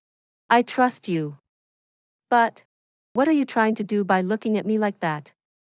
Are you trying to scare me? I don't want you to make up stories anymore. Tell me everything. You need to let me handle this matter. Jun Moxie once again went to being cheerful. They had attacked you once in the past, right? Did they hurt you at that time? Mei Shuayan bit her lip, hung her head to one side, and nodded in a gentle manner. This silly girl. Jun Moxie slowly began to get angry at her again. Then, how can you expect that you would be able to work alongside them towards the common purpose of winning the battle for seizing the heavens? Life isn't so pleasant so that you can have such willful expectations. You genuinely believe that this is going to happen? Do you really wish to join hands with those who wish to kill you? You've probably never had any brains. Perhaps your brain has fungi inside it. Now will you tell me what's good for you? Jun Moxie was unable to restrain his anger at this moment. The more he spoke, the angrier he got. It no longer mattered to him as to what he could say to her, and what he couldn't. He said it anyway. His anger was shooting up. How they treat me is an internal matter of our continent. However, the battle for seizing the heavens concerns the future of the entire continent's common people. I may be a Xian beast in human form, but I can't put the future of the billions of people at stake because of my personal grievances. Mei Shuayan sighed and said, I would use my strength to its best even if I were the only one on this continent to have such intentions. I will try to appeal to their conscience. But they might not have one. Jun Moxie had started to worry. It is extremely stupid to join hands with a tiger who wishes to hunt you. Jun Moxie genuinely wanted to say something. Is it your goddamn business to think about the common people of this entire world? However, saying this out loud might have led to a huge argument. Therefore, he decided to keep shut. Everyone has their bottom line. I'm obviously not going to sit and wait for my death. Mei Shuayan smiled faintly. She then gently lifted her eyes to look at Jun Moxie. You rest assured. Besides, I have to carry on with the responsibilities given to me by the old lord. The problem is that I don't feel assured. How is it possible for me to calm my heart down? Jun Moxie wrinkled his eyebrows. Ningwu Qing has already begun to suspect. He's the kind of person who's certain to make a move once he starts to doubt something. And he will act big. Moreover, they had sent 10 great masters to capture you the last time. So, their lineup would be even greater this time. Jun Moxie took 2 steps and spoke with a heavy voice. You would have acted the same way if you were in my position. Ha! It wouldn't be easy for them if they desire to kill me, especially if you consider my strength. Mei Shuayan snorted coldly. And I wouldn't mind killing them if they're genuinely like this. The safest place for you is the Tianfa forest at present. Jun Moxie took 2 steps and spoke. You will return to Tianfa once this affair is finished here. Okay? And I will hasten the refining of those pills. I will deliver those to you in Tianfa once they're done. You can use them to increase Tianfa's strength. Then, you will have all resources for a battle. Let us put off this discussion until later. Mei Shuayan softly sighed. She then thought, you idiot. How can I walk away at such a time? What would you do I left at this time? It must be said that the afternoon session of the auction was even more lively and exciting. Everything seemed exactly like the morning session. The entire scene of the auction hall was bursting with fiery energy. However, the speed of the auction's progression was much greater this time. The only odd point was the moment when the elusive land of immortals and the great golden city had asked for another batch of pills. And that was because their announcements hadn't created any hustle. Instead, it was met with silence. In fact, most people didn't even consider this as unfair. After all, this was a world where the clenched fist was the absolute argument. However, the Holy Land's purchases weren't equal to the capacity their fists could ordain. After all, they had only asked for one extra batch. It could even be said that this was contrary to the expectation of most of the families since the Holy Lands had only stopped at one batch each. After all, there were a total of 50 batches of pills. Therefore, most of the families had expected each of the 3 Holy Lands to buy at least 10 of them in total. However, these 3 Holy Lands had only acquired 5 batches of pills in this instance. And this was already an unexpected event for most of these families. Jun Moxie was more unlikely to be polite. He sold these extra 2 batches of pills at the highest price of 1.4 million. It was pretty obvious that the elusive land of immortals and the great golden city didn't care about these worldly possessions such as gold and silver. However, a sky-high price of 1.4 million had still hurt their pockets. In fact, Ning Wuqing's face had even twitched when he had handed over the money. Jun Moxie had hardly cared about his reaction. After all, the existence of the 3 Holy Lands was a potential threat to him. In fact, it could be reckoned that there would remain no room for reasoning once they had assessed the real value of these pills. This is why Jun Moxie had realized that he couldn't coexist with them since the moment they had arrived.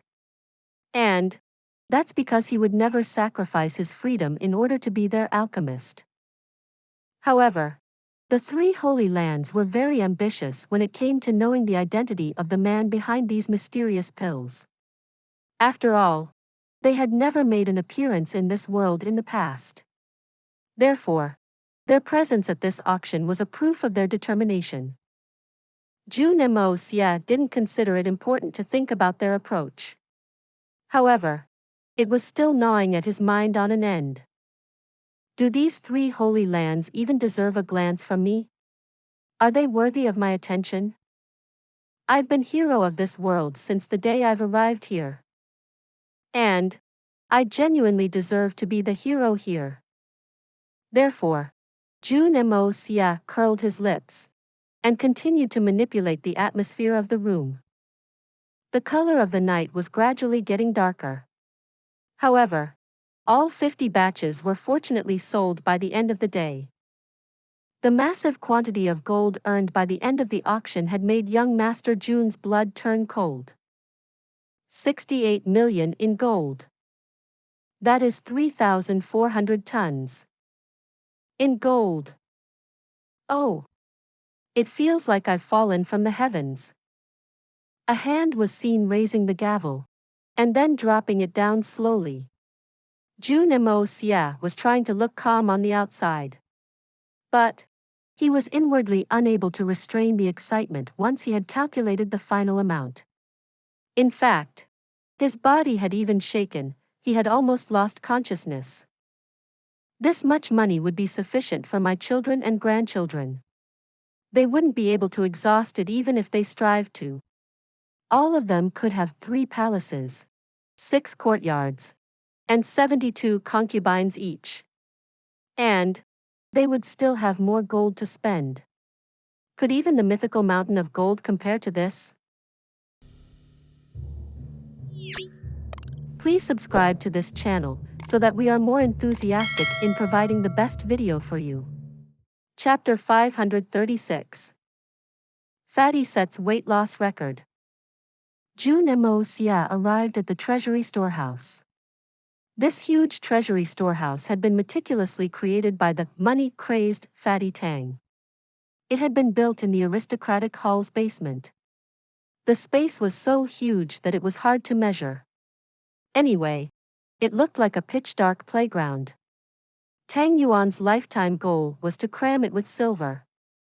In fact, he had once said, "I Tang Yuan will go to hell with a smile as long as there comes a day when this place is loaded with silver to capacity." However, Fatty Tang hadn't expected that his wish to go to hell with a smile would have been realized so soon. Moreover, he hadn't crammed silver therein. Instead, he had managed to do so with gold. Fatty was obviously going crazy. Jun Moxie didn't get to look at a pitch-dark room when he arrived at the treasury. Instead, he was looking at the splendor and radiance of gold. There weren't many shiny lights in the treasury. But it had shockingly turned into a golden world. Perhaps it was more like a majestic golden mountain. It's so dazzling. This spectacular scene made Jun Moxie's eyes appear like spangles that were reflecting the golden color. This illumination was very similar to the one produced by a gold Xian expert's Xian Qi. A burst of strange sound came at this moment. It seemed like it was a combination of cry and laughter. It was at a distance, but it was coming closer. Jun Moxie then saw a tall and heavy figure dashing out from the depths of the treasury. This individual continued to roar as he passed from Jun Moxie's side. But he entirely ignored Jun Moxie. Then, this figure continued to move like a hurricane. This figure ran a circle around the golden mountain. And then, he took another lap around it. It must be hard for his thick legs to run this fast. That running individual was obviously the money-crazed young master from the Tang family, Tang Yuan. Fatty Tang was madly waving his hands while running. The corner of his mouth was splattering saliva everywhere, and his brows were beaded with sweat. He looked intoxicated. He had opened his eyes to a shocking degree, and he was shouting himself to hoarse. Gold! So much gold! This entire place is full of gold. And I have earned all of it. This is entirely mine. Gold! Dang the ancestors! I'm rich! I'm very rich! Fatty Tang had only engaged in hard labor for one day. But his physique had unexpectedly turned much thinner. This was obvious from the fact that he had been able to run laps around this huge area. It could be said that the result of this weight loss tactic had been remarkable. But Fatty's mental state seemed somewhat abnormal at this time. Fatty's mind had exhibited the highest level of concentration over the last day. He had remembered to eat 2 drums of pig trotters to supplement his nutritional requirement in the beginning. But he hadn't even had the time to swallow his saliva as time had progressed. Somebody had once reminded him to drink water, but he had impatiently bawled out at that individual that can wait, but money can't. Then, he had again gotten busy in filling his eyes with gold, filling his hands with gold, and covering himself in gold. It must be said that this amount wasn't sufficient to fill the entire place. But it was sufficient to bury 10 people of Fatty's size. Counting so much gold could leave anyone with a sprain. But Fatty Tang had continued to count this enormous amount of gold even after his body had gotten cramped.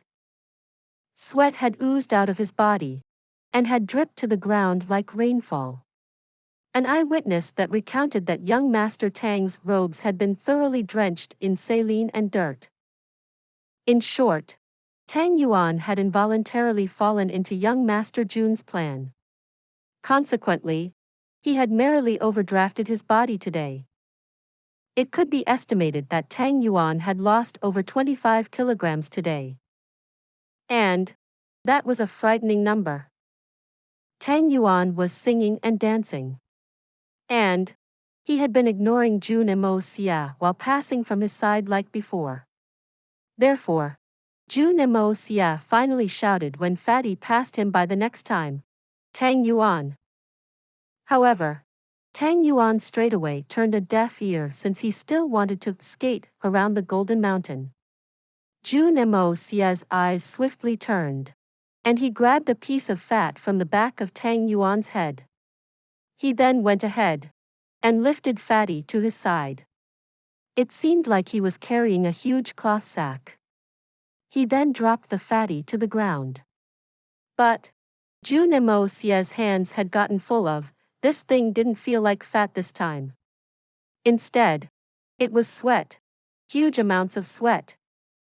Tang Yuan's vision had been blurred with fanaticism. He continued to pant for some time.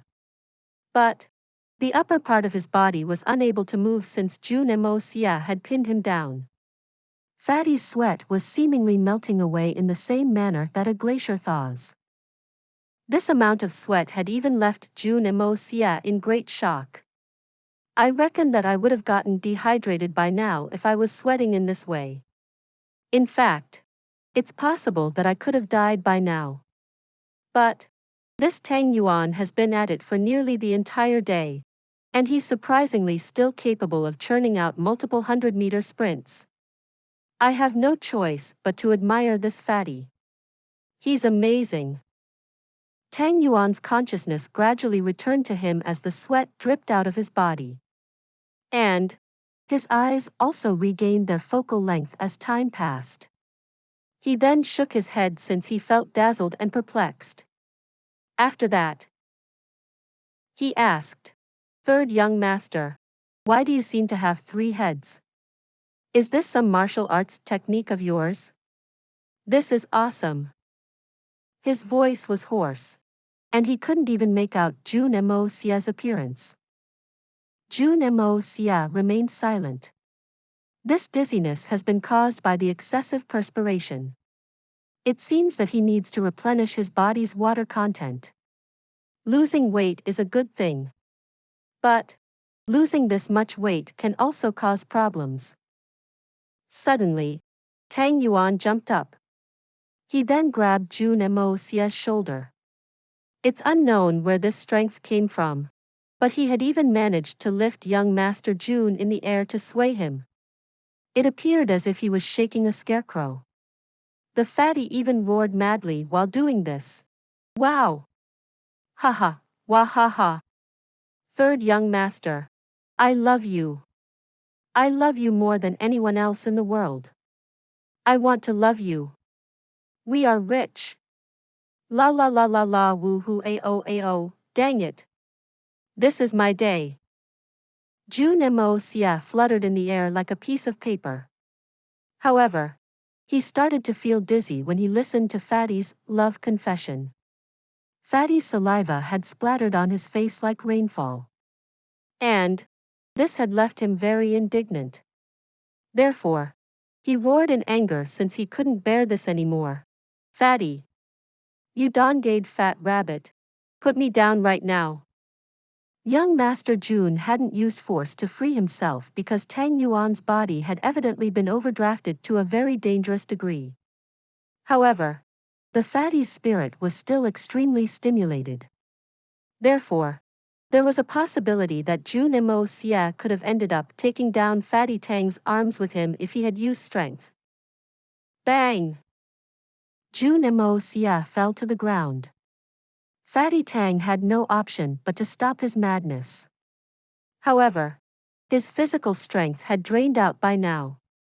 So, he merely sat down on the ground. After that, he lost his consciousness. What happened?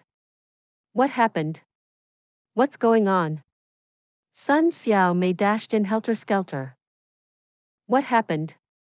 This money-crazed guy is exhausted and dizzy. Jun Moxie stated in between laughter and tear. How did he suddenly become so thin? Sun Xiao Mei asked in distress. How did he lose so much weight this quickly? Can his body bear this? Jun Moxie glanced at Tang Yuan's body as it lay down on the ground. And young Master Jun realized that he could already make out the fatty's facial features. Therefore, he could help but swallow his saliva in fright. Isn't this result too good? Miss Sun, you should take this fatty back at first. I am afraid that he won't feel like eating for a few days. But you don't need to worry about that. It's just that he's very exhausted. So he won't be able to eat for a while. I estimate that he won't regain his appetite for another 5-6 days. And he will lose a significant amount of weight during this time. He should only be given water to drink in case he's thirsty. And he should only eat vegetarian food if he's hungry. He must abstain from meat. In fact, don't let him eat any meat. He mustn't eat anything greasy either. So he can't eat oily food. I will also give him a course of treatment before he returns to normal. And that will help him in losing more of his weight. In fact, he will end up looking like a model. Jun Moxie laughed twice. He couldn't lose weight earlier. So how is it possible for him to lose so much weight in a single day? My Yuan was chubby, but he was still good-looking. Sun Xiao Mei was hesitating. Tang Yuan had lost so much weight today that Sun Xiao Mei had gotten a little worried. After all, a fat husband is always better than a dead husband. You are being foolish. He will put on weight again if you act so indecisively. And he will eventually die of his fat. Excessive fat is also a kind of illness. Jun Moxie said furiously. You don't have the heart to do it. So I will have to be the bad guy. Somebody come and help me lift this fatty. No one is allowed to visit him without my permission. And this rule applies to his father, mother, or fiancé as well. Song Shang, come and take care of him. I will peel your skin if you let him eat even a small amount of fatty foods. He then went out while spitting anger. The aggravated Sun Xiao Mei gazed at Jun Moxie's back profile as he left. She then muttered in a low voice. This man is so unreasonable. He's too much. Then she squatted down and gently stroked Tang Yuan's face. She felt sorry for him. She softly said, Fatty, you must hold on. You mustn't eat meat for a few days. That shouldn't be a big problem. Fatty suddenly started to giggle in the midst of his coma-like state. He unconsciously lifted his hands lifted in the air as saliva flowed out from the corner of his mouth. Then he suddenly howled while drooling with desire. Gold, so much gold, so many wives and concubines. Wow, ha ha ha. Sun Xiao Mei opened her eyes wide in disbelief since she had been stunned by this. Then she stood up and firmly kicked on the fatty's ass. She then walked out with an ashen face while saying, Come on and get him. Song Shang, you must keep a tight watch on him. Forget about third young Master Jun. I will peel your skin first if you let him eat even a small amount of fatty stuff. Then she walked out while fuming with rage. Song Shang laughed mischievously as he repeatedly complied with everyone's orders. He then stroked his chin proudly and said, Ah, fatty, you've finally fallen into Uncle Song's hands. Now see how this Uncle Song sets you right. Let's see if our young fatty will sit on my neck and shit after this. I will cook lavish meals every day. And I will eat them in front of you. But you won't be allowed to touch even a single dish. Things happened as they were expected to. Tang Yuan slumbered for 2 days. And the first thing he did after he woke up was to rush and find the latrine. After all, he had been holding back for 3 days. So, God knows how much poison had gotten stocked in his body. This amount would be even harder to calculate if one were to consider Fatty's capacity for consuming food. His head crashed into the bed after he returned from there. He was feeling dizzy, and his eyes had dimmed. His appetite had reduced very significantly, and he felt vexed. In fact, he wanted to vomit most of the time. Consequently, he only ingested 2 small bowls of rice porridge on the first day. Sun Xiaomei was greatly amazed by this. She had been secretly observing these activities. Was Jun Moxie right? It must be said that Miss Suns was angry with the fatty, but she still couldn't stop herself from worrying about him. Therefore, she had hid herself at secret place to investigate. I will even help Tang Yuan in stealing some food if he apologizes to me. However, Sun Xiaomei's kind intentions were destined to be overlooked. Tang Yuan had offended her twice. But he had been so preoccupied at that time that he hadn't even been aware of what he had said. So, how could he apologize to her? Tang Yuan was still dispirited and listless the next day. He ate some appetizers and had a few bowls of porridge. However, he only frowned when he looked at the steamed bread. Tang Yuan had slightly regained his vitality by the 3rd day. So, he wanted to eat a little. Therefore, Song Shang meticulously cooked a banquet and set up the dinner table. Then, he and Hai Ching Feng merrily ate in front of Tang Yuan. However, the fatty could only scratch his cheeks and tweak his ears in anxiety while jumping up and down. However, the 2 Sky Xian experts had gotten this chance to get back at him after much difficulty. So, how could they miss it so easily? Therefore, they kept a tight watch on him.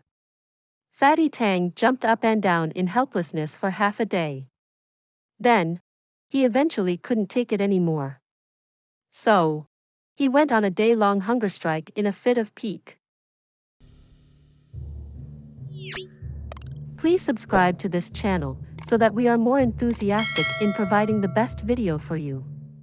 Chapter 537. Fatty's Bad Luck. The 4th day was even more awful. Tang Yuan looked through the archway and saw that he had only been given 3 steamed rolls for meal. He devoured them in the blink of an eye. But he wasn't satisfied yet. Abstaining from meat is harder than one would expect. There's a lot of vegetarian food here. But I can't help but starve no matter how much I eat of it. Fatty Tang suddenly noticed that his belly had reduced to a great extent by the 5th day. In fact, he could even see his toes now. His 2 eyes were now visible in their proper shape. They had only been peeping out of a seam earlier. However, they were entirely exposed now. Tang Yuan got very excited when he noticed this. So, he ran to the weighing scale that was used for weighing animals. 2 burly men came to raise the weights as he stood on it. And he was pleasantly surprised to find out that his body's weight had dropped. The measuring needle had stopped at the frightening number of 265 kilograms 5 days ago. But this weight had come out to be only 185 kilograms at this time. This meant that his weight had decreased by 80 kgs in only 5 days. Tang Yuan's surprise couldn't be described in words. This is extremely frightful, right? How is it even possible? Am I dreaming? I wouldn't even think about something this good in a dream. However, his ineffable surprise was interrupted by an unexpected situation. And his extreme joy turned to sorrow when this happened. 2 big men showed up at the aristocratic hall's gate. Moreover, They held long knives in their hands. They then pointed their weapons at Tang Yuan and roared, "That's the fatty. Let's kill him." Tang Yuan simply couldn't comprehend the situation. Who could they be? Is it possible that the Huang family has hired assassins? However, it was useless to think about these things in the current situation. Therefore, he turned around and broke into a run. And those two burly men also began to chase after him since they weren't willing to let go of him. Tang Yuan was shouting for help on top of his voice while running. However, the guard posts were somehow empty at this time, even though the security at the aristocratic hall was very tight on normal days. Tang Yuan had been rendered helpless because of this. Therefore, he ran towards the garden without a better alternative. Then, he started to run in circles around the buildings in the aristocratic hall's courtyard. Those two huge men also started after him. They screamed on top of their voices as they chased after him while holding their cold and glittering sword high. However, it could be assumed that their knowledge of martial arts was very poor. After all, they hadn't even realized that they could use a pincer attack method in this case. Instead, they simply ran after him in an attempt to catch him. Fatty's running speed wasn't that good. But nothing great could be said about the speeds of the two men either. The two men had been running at a distance of 4 or 5 feet behind Tang Yuan's body the entire time. Moreover, they had been constantly yelling whilst striving to strike him in vain.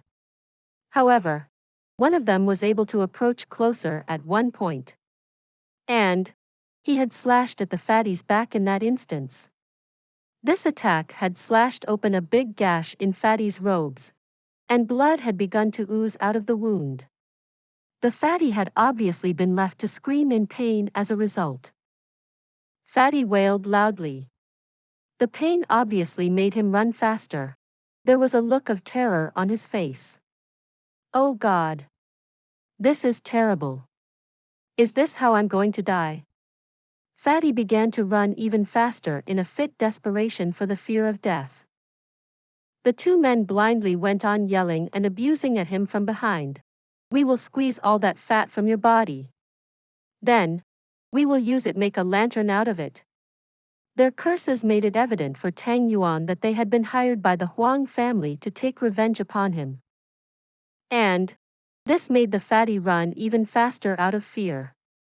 In fact, he had been scared so witless that his brain had left his skull, and his soul had left his body. Oh crap! I have a shortage of gold if they had wanted money. But they're here for revenge. They're here for my life. Fatty started to run even faster in desperation. He was aware of his situation. So, he knew his own speed as well. He knew that they could catch him if he stopped for even a little while. In fact, he didn't even dare to look back. He soon found himself gasping for breath and sweating profusely. His legs felt heavy as if they had been loaded with lead. His throat felt pumped out like a bellow. However, those messengers of death were still chasing him, and didn't seem willing to stop. So, how could the fatty stop and get slaughtered like livestock? Therefore, he bravely continued to run faster with those swollen feet. Then, Fatty suddenly felt a burst of relaxation in his entire body. He suddenly felt an ineffable strength in his legs. Consequently, Tang Yuan rejoiced and continued to run like a wild horse. Jun Moxie, Hai Chen Feng, and Song Shang were on the rooftop at this time. The three individuals stood in a circle and were merrily chatting while cracking melon seeds. They didn't seem worried about anything. However, Jun Moxie suddenly felt astounded at something and began to speak. "Oh, this is interesting. This fatty has made a breakthrough. This is amazing. Isn't it?" However, Hai Chen-feng and Song Shang were amazed by this since they were unable to understand what he was talking about. Meanwhile, Tang Yuan was running violently. And he was constantly screaming out of panic. He kept calling for help, but couldn't find anyone. So, he kept running for his life. He felt as if there was no strength left in his legs at one time. But then, he suddenly felt as if his strength had revived enough to allow him to run again. Then, he again felt as if his strength had vanished and he couldn't run. Yet again, his strength revived. And he could. Thereupon, this cycle continued for 7 or 8 times in total. His energy eventually got drained in its entirety. So, he fell down to the ground since he was too exhausted. His hands and feet twitched, and he began to vomit blood. He then spoke up in desperation. "Do whatever you want to do, but, give me a good end." He passed out after he had said this. The 2 burly men dropped their weapons with a clanging sound after the fatty fainted. They then bent down and propped their hands against their knees for support. Then, they stuck out their tongues and started to pant so heavily that it seemed as if their organs would drop out. They complained to themselves as they gasped, "Young master, you killed us. How can this fatty run like this? He didn't stop the entire morning. Oh God." The entire circuit they had been running on had been drenched in sweat by now. However, Jun Moxie felt satisfied at his initial success. So, he came down to take a look at the fatty. Then, he smiled and said, "That's fine. He has once again resumed to his state from 5 days ago. That's good. You will continue doing as I say. Continue to prohibit him from eating fish and meat. It won't be good if we make him dependent on those mysterious yang pills either. So, only give him 1 per day. Moreover, the number of steamed buns in his daily meals shouldn't exceed 3. Jun Moxie left after he had said this. Tang Yuan leisurely woke up and found that a worried Song Shang was sitting by his bedside. Song Shang said as soon as he woke up, "How did this happen?" "I went out for a moment, and so much happened. Fortunately, I came back in time. Else, those 2 men would have turned young Master Tang into a ghost.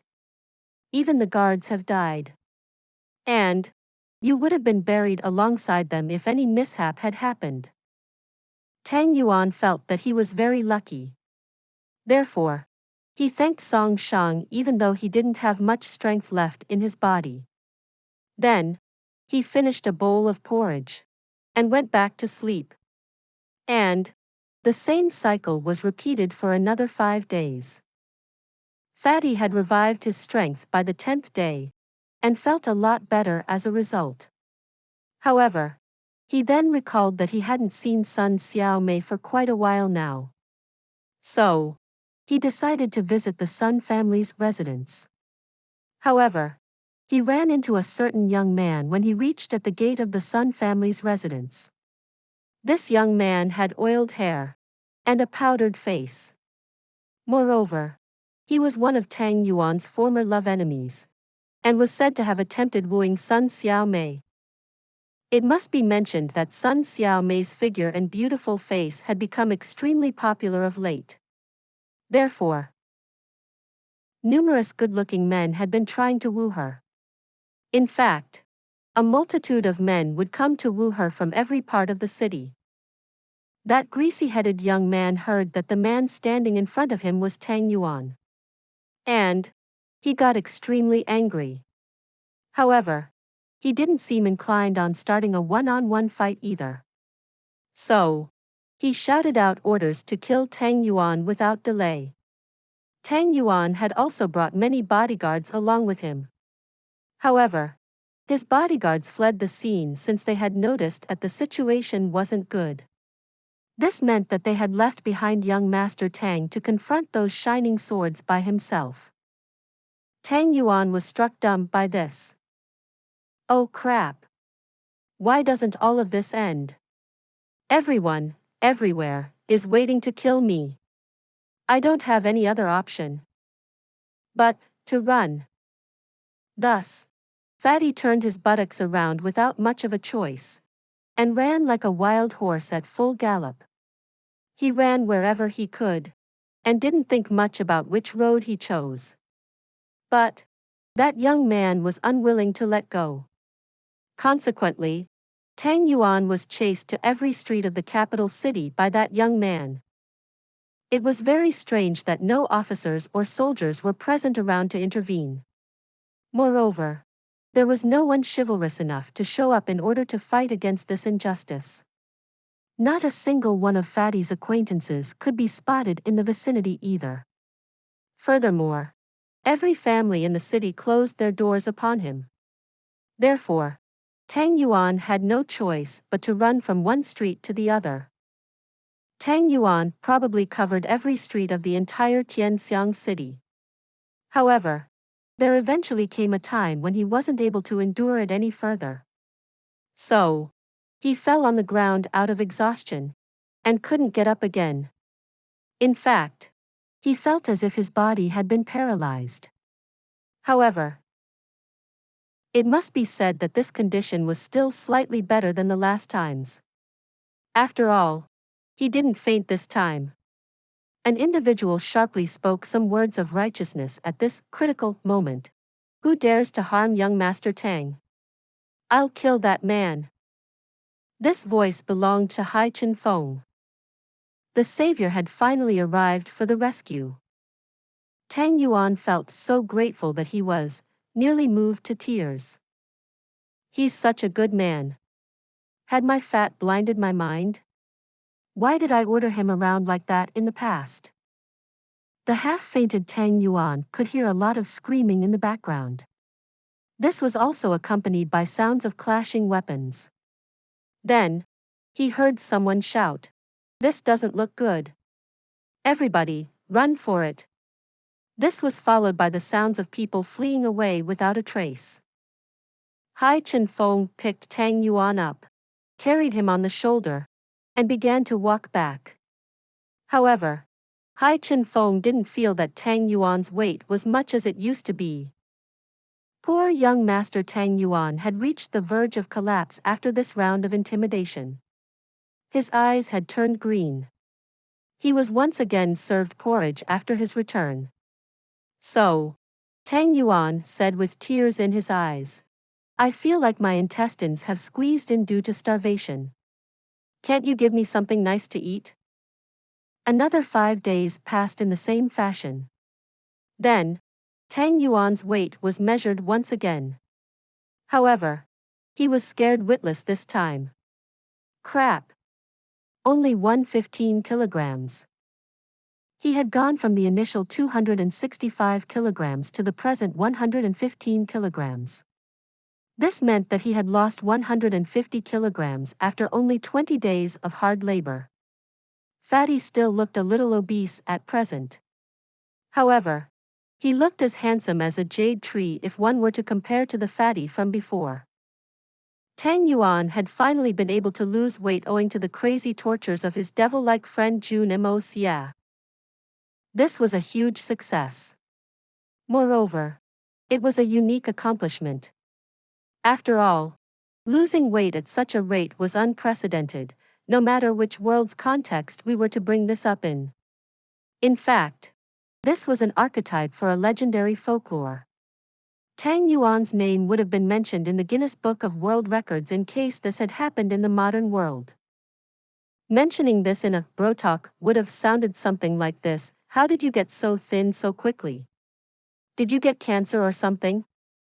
A normal person wouldn't have been able to stand this if they had been in Fatty's place. However, Tang Yuan had been eating enriching delicacies throughout his life. And this had made his body strong and sturdy enough to endure this. Moreover, Jun Moxie would often sneak into the Fatty's room at night when he would notice that Tang Yuan wasn't able to bear it. Then, Young Master Jun would transfer his spiritual energy into Tang Yuan's body in order to open and unblock his meridians while he slept. Consequently, Tang Yuan would find himself recovered by the time he would wake up the next morning. His energy would be reinstated as well. But he was still unaware of the reasons for it. So he continued to lament his bad luck. However, his body weight had decreased by a significant margin. So his appetite had also reduced. Moreover, he had gotten accustomed to the diet of vegetables and tofu over the last 20 days or so. Therefore, he couldn't get back to fatty foods even if he wanted to. This was obviously extremely painful for Tang Yuan. I desperately wanted to eat more. But my mouth gets exhausted very quickly. It's taking too long to swallow. Moreover, my stomach can't withstand these fatty foods anymore. That is why Fatty clenched his teeth and stamped his foot as he declared, "I won't be eating fat from now on." Tang Yuan's weight loss success was officially announced at this point. A grand celebration was organized to commemorate this success on the very same evening. Sun Xiaomei had made the arrangements for it. However, Tang Yuan found many familiar faces there. The two burly men who had wanted to kill him with their swords. And that young man from some rich family, i.e. his so-called love rival. All of them were present on the scene. And Tang Yuan couldn't help but be stupefied as a result. Please subscribe to this channel so that we are more enthusiastic in providing the best video for you. Chapter 438. Under pressure. Can only strive to do the utmost. Fatty was also an intelligent man. So he also understood when he thought about it. Everything indicated that it was Jun Moxie's strategy. In fact, this matter had a lot of loopholes from the start. But who thinks so much when it comes to a moment of life and death? Fatty didn't even know whether he ought to laugh or cry. He didn't know whether he ought to step forward and thank his friend, or go and settle the accounts. Then, Jun Moxie carefully selected a martial technique, and told Sun Xiaomei to force Fatty into practicing it. Fatty Tang's weight loss also managed to produce a small joke. He was returning to Tang family's residence one day, but he was stopped by the guards. Moreover, the guards refused to let him enter no matter the Fatty said. The guard only state, "I don't recognize you." However, Jun Moxie had been feeling tremendous pressure during this time. The three holy lands were like three huge and irresistible mountains which were putting a lot of pressure on him. Jun Moxie himself hadn't anticipated that the auction he had organized to earn some money would lead these three behemoths to target him. Jun family's current strength was at a level where they could proclaim themselves as hegemons among the families of the secular world. They could even claim themselves a superfamily without earning anyone's disapproval. However, the strength of the three holy lands had been at the peak of existence for the last several thousand years. And the Jun family was far from enough in comparison. Let's consider the three holy lands to be like eagles. The ordinary families would only qualify to be like free-range chicken by that analogy. And the Jun family was only one level higher than the ordinary families. That is, they were a fowl at best. Jun family seemed to possess tyrannical power. But they didn't even have the strength to retaliate if the three holy lands genuinely determined to destroy them. In fact, the three holy lands could destroy them in between dawn and dusk. This had rendered Jun Moxie with a feeling that he was on the edge of an imminent crisis which could strike him anytime and anywhere. And this had left him very annoyed. But he had no way out. He had no way out for the time being at least. The Jun family's strength had indeed undergone tremendous changes ever since he had arrived in this world. It had moved up in the hierarchy from being an ordinary noble family, and had quickly turned into the most valiant and influential family. They had even developed strong relations with great master-level individuals. And they had also gained support from the Tian Fa forest. Therefore, it could be said that he had already transcended to the top of this world's secular society. Jun Moxie had never felt arrogant over these achievements. He had certainly built everything with his own hands. He had produced clouds with one hand and rain with the other. He had turned every situation to his advantage. In fact, he had sailed with the tail wind. This had obviously left Jun Moxie to appreciate his own intelligence. He felt a sense of achievement since he had created something from nothing. It was as if he had conquered an entire city whilst being unarmed. However, this accomplishment seemed entirely worthless in front of the oncoming crisis. It was as if his accomplishments would collapse at the first blow. But Jun Moxie wasn't willing to resign to a situation wherein his family's fate was between the palms of someone else. After all, it was possible that these people could flip it over any time they so chose. He needed to do something for self-preservation. And also to suppress that sullenness of his heart. Therefore, Jun Moxie had been striving in a state of desperation during this moment. He had been striving in the Hongjun Pagoda to refine the pills this entire time. Or he was practicing his martial arts. Or he was running to the treasury in order to refine his blood of yellow flame sword. He had refined 18 pills of the vitality linkage Dan after 3 successful attempts in these 20 days. However, there had also been a curious incident that was crying to be explained. He had managed to refine 12 pills of the vitality congregation Dan owing to 2 successful attempts. However, when it came to the heavenly vitality pills, Jun Moxie's face had stained with 2 steams of tears when this issue had been brought up. He had believed that these heavenly vitality pills were the most important one among the 3 types of dawn. Therefore, he had figured that they would be the most difficult pill to refine. However, he had surprisingly succeeded in the first attempt itself. Moreover, his attempt had left behind 10 perfectly round and best quality pills in the furnace. Jun Mo was left baffled in the end. It turned out that I was wrong. It was the easiest. Poor me. I had always regarded it as the most difficult mountain to climb. Ah! I'm truly speechless. The young master brushed his gloom aside and attempted the process for more times in one session. And he succeeded each time. He then whimpered and ingested one of his pills. He chewed it with a crackling sound. But he only had to chew it twice before the vitality was pushed into his body. It must be mentioned that he was constantly practicing to refine pills, constantly refining pills, continuously overdrafting himself, and constantly recovering his energy during this period of time. Therefore, the bottleneck of Jun Moxie's Sky Xian Peak had eventually loosened. Consequently, Jun Moxie succeeded in upgrading his cultivation right after he took 1 heavenly vitality pill. And he reached the spirit Xian level. The bottleneck had already loosened.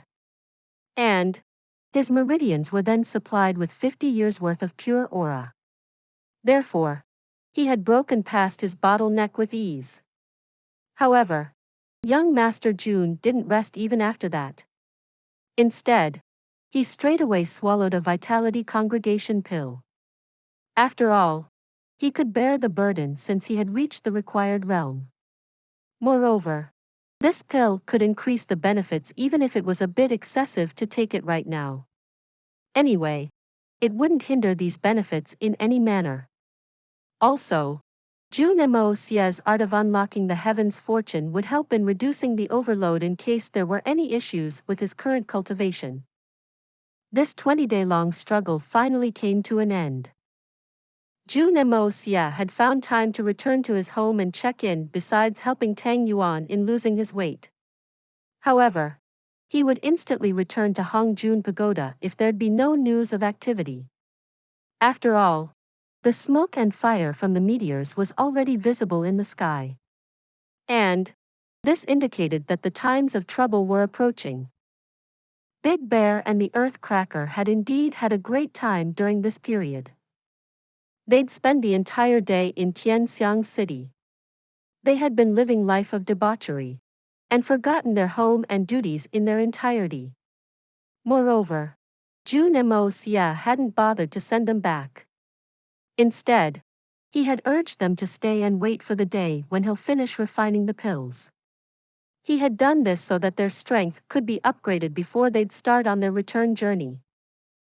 Jun Moxie was almost certain that these two beast kings would encounter a powerful besiege on their return journey.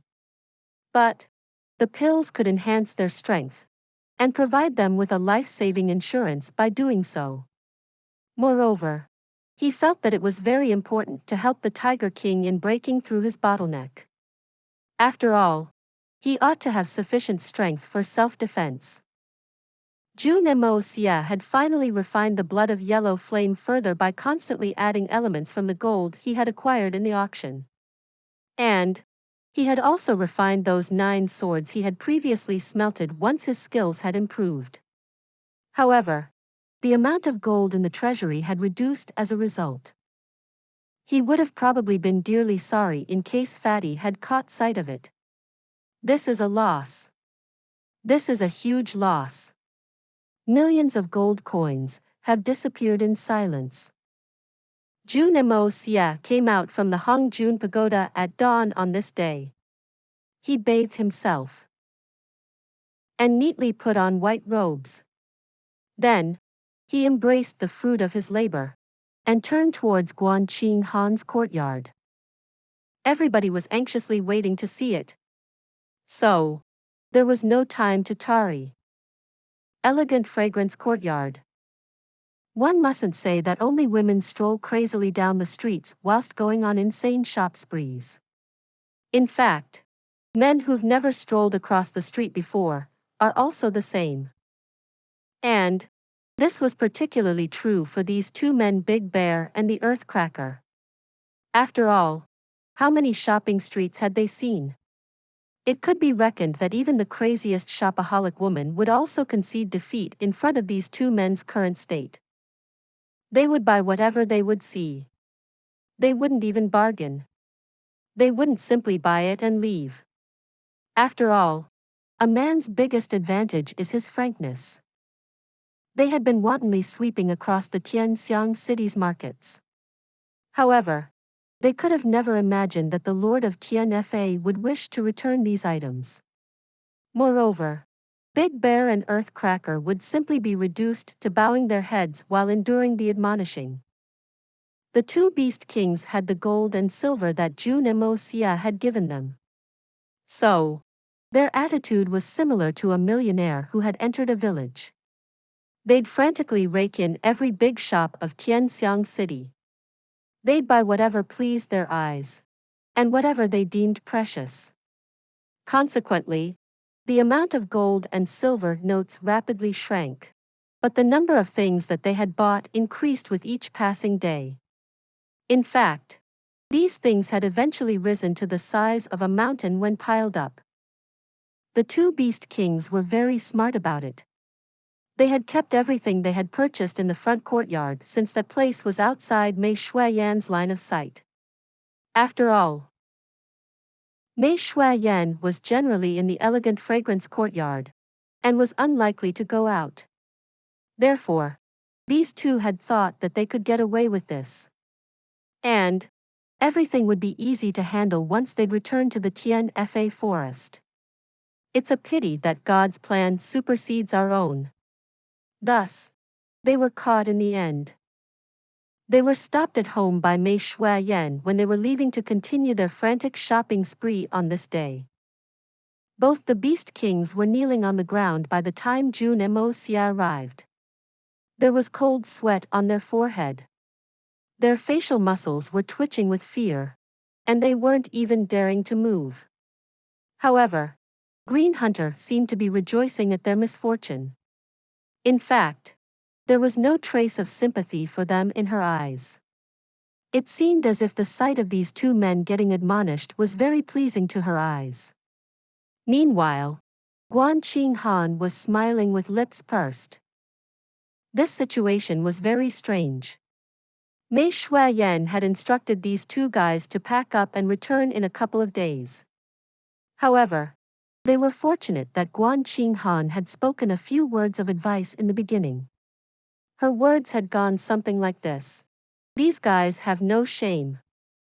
All traces of shame have evaporated from their beings, and only this rotten shamelessness is left behind. So, there's no point in saying anything." It was obvious that anybody's face would expose a bemused expression upon watching their crazy action. Therefore, one couldn't be blamed for mischievously fawning in the hope of getting a better show. After all, it was unlikely for anyone to speak in their favor under these circumstances. Mei Shuayan's anger still hadn't calmed down by now. She grabbed a woman's silk shirt and threw it at the Tiger King as she said, "Earth Cracker. See, this is what you've bought. I've considered it if you had bought something useful. But I can't understand this. Tian Fa is where the Xian beasts live. Who else lives there? But you bought so many women's clothes. What will you do with them when you go back? Will you wear them? Or will you give them to your subordinates for accessorizing? And this, you're losing your head." Several brushing sounds were heard as many items were thrown at Earthcracker. One box even opened with a bang, and a fragrance spread everywhere. It had turned out to be a perfume. Some of the liquid had also made its way into the Tiger King's mouth. And he was left to issue incessant hiccups as a result. Mei Shuayan furiously said, "Why did you buy this nuisance? Do you want to put this on your hairy body?" Earthcracker. You seem very interested in this stuff. You bought a large amount of women's products. But you didn't buy anything else. You even have bracelets here, this is." Then, she suddenly got even angrier and said, "What is this? A foot-binding cloth. Earthcracker. Who did you buy this for?" Earthcracker continuously wiped his cold sweat, but didn't dare to speak up. Earthcracker's eyes were continuously glancing towards Big Bear. It seemed as if Earthcracker wanted to say, "Fourth brother, you should say something. You told me to buy this stuff. Ah. You told me to buy these things for the maids of elder sister's future palace. That's what we were preparing for. I'm being treated unjustly. Why don't you say something?" Big Bear was squatting on the ground. However, he finally couldn't prevent himself from laughing. And his entire body started to twitch while he rejoiced in others' misfortune. Jun Moxie was standing at the door. He too couldn't prevent himself from letting out two hee-hee sounds. "What are you laughing at? You still have the audacity to laugh? Big Bear. You stupid bear. Take a look at this stuff you've bought. See. This, and this one." Big Bear's face was suddenly pelted with various kinds of objects. Teacups. Golden glasses. This glass is so small. Can you even use it? Is there anyone else who can use this? And these clothes. You're one level ahead when it comes to the clothes. Big Bear. You even bought a coat made of bear fur? You are a bear king. Big Bear. You like things that are made from your people's bodies? No. You like these things so much that you even bought them? Mei Shuayan continued even though her charming face had paled. You want to harm your own race now? Has this gold roasted your brain? Please subscribe to this channel so that we are more enthusiastic in providing the best video for you. Chapter 539. Mei Shuayan's happiness. It's such a cold winter. Big Bear stammered. He had begun to choke and sweat. He had been laughing at other people's misery a moment ago. But a whole lot of abuses had suddenly rained on his head now. This had left him flabbergasted. And a strange expression had emerged on his face as a result. Cold. Mei Shuayan raised her leg and let a kick loose at Big Bear. This made him roll away on the ground. You go into torpor as soon as the winter arrives. Isn't that how you've been managing things your entire life? So, what cold nonsense are you talking about? Moreover, you're the Bear King. Are you going to wear a coat made of bear skin? You're very talented. You're exactly like that dim-witted Jun Moxie. You have no shame either. Jun Moxie's smile turned into an expression of sorrow when he heard this. How did this land on me? Don't you know that I'm not foolish? I've only been pretending to be foolish this entire time. So, why would you mock me like that? Bear King and Earthcracker were scowling in misery and weren't able to say anything. So, our old bear hasn't gone into torpor this year? He's leaping and frisking about instead? Jun Moxie had seen that the two individuals were in a wretched and embarrassed state. Therefore, he decided to change the topic with the intention of smoothing things over. Why have you come here? He's the Bear King. How does it matter to you if he wants to torpor or not? And I'm not done talking to you either. Tell me, why did you give so much money to these two fools? Mei Shuayan looked at him and waited for him to speak. However, she then noticed that he had a smile of contentment on his face. She couldn't help but ask, what are you smiling at? However, Mei Shuayan had sensed that young Master Jun had already procured more pills. In fact, her expectations were faintly evident in her voice. Jun Moxie stepped forward with a whoosh. Then, he smiled and said, Fortunately, I don't feel insulted. Oh, Shuayan. You can start counting the number of people on your side.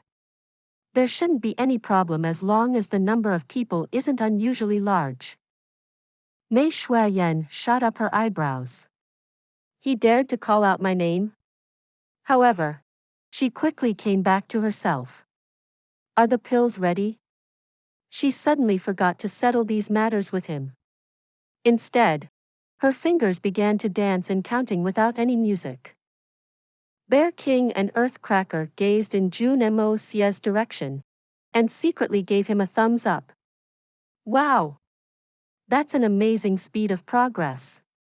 He's worthy of being hailed as Big Sister's husband. He called her by her first name. And he even took control over her anger so quickly.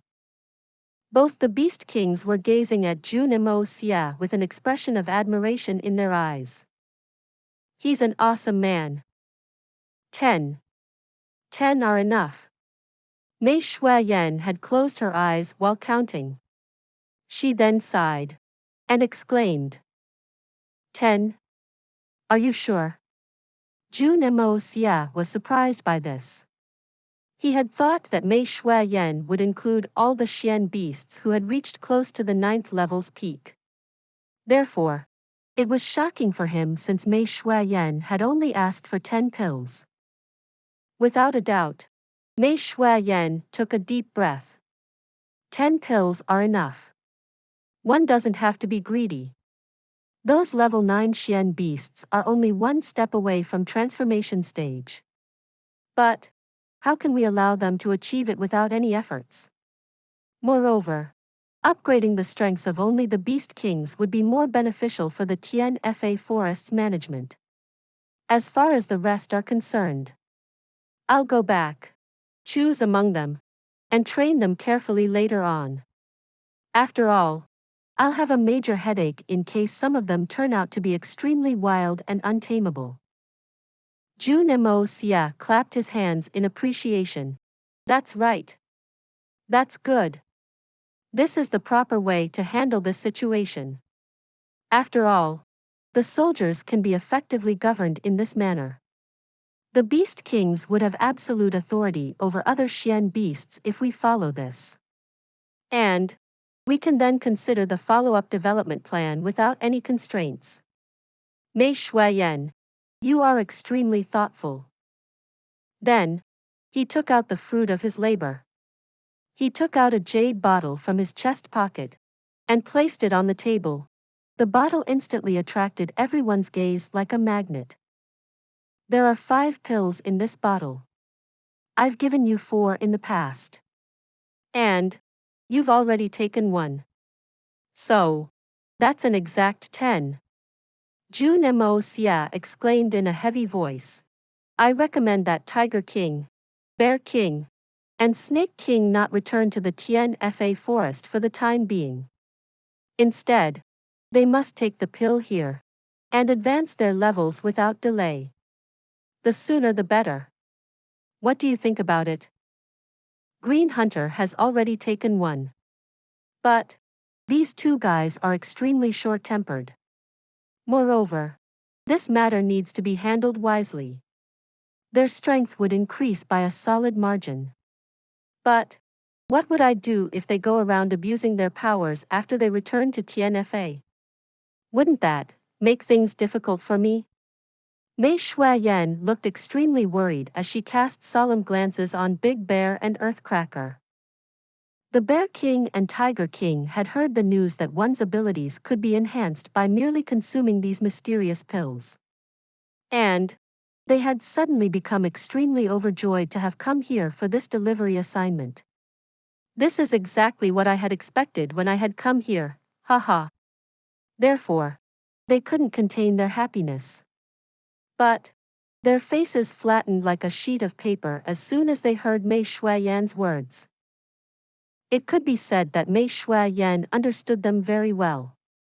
Both of them had been thinking of this a moment ago. Will enhance our strengths and go back. Then, we'll show off our abilities in front of that old crane. And we'll let everyone know how powerful we've become. But how could they have anticipated that Mei Shuiyan would reject the idea even before their beautiful dream had come to reality? Bear King and Tiger King are extremely simple-minded. But they're understanding individuals nonetheless. So, how can they do something like that? It must be said that they had created a killing ring at Tianxiang's gates the other day. But the stupid prince was unlucky to not have opened his eyes to see everything clearly. It's essential for them to take these pills. They've walked the entire way from Southern Heaven to Tianxiang as far as I know. It must be admitted that they've killed many people on the way, but they never provoked anyone on their own accord. They had acted up only when they were provoked by the other party. Jun Moxie spoke sternly with an air of righteousness. That's why I don't think these 2 can do something like that. The 2 Beast Kings were very moved by this. In fact, they even looked at Jun Moxie with eyes full of fervent tears. They thought he's a genuinely amazing brother-in-law. He should be our brother-in-law forever. We wouldn't let Big Sister change her husband even if she wants to. They would grab and beat up Long Crane if worse comes to worst. They might even take the command from him for a short while.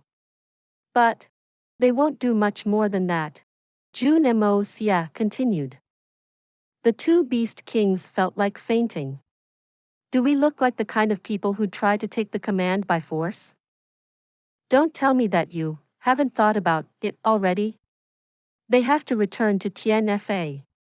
But their return trip won't be as smooth as their journey to this place. Jun Moxie took the lead and spoke up with a dignified expression. Enhancement of strength should be done without delay. You might think that the journey back to Tianfa might be easy.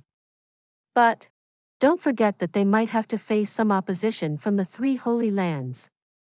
Their current strength barely gives them a hope of being able to defend themselves in a one-on-one situation.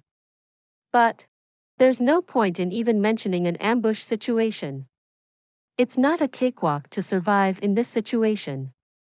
Their existing cultivation would probably suffer great harm even if they were lucky enough to return to Tianfa. Do you want them to be like the sixth lion and the seventh monkey? Mei Shuayan irresolutely muttered with a heavy look on her face. What's the probability that they would intercept these two? Jun Moxie said with a bitter smile. It's not that you don't realize this yourself. You just don't wish to believe it.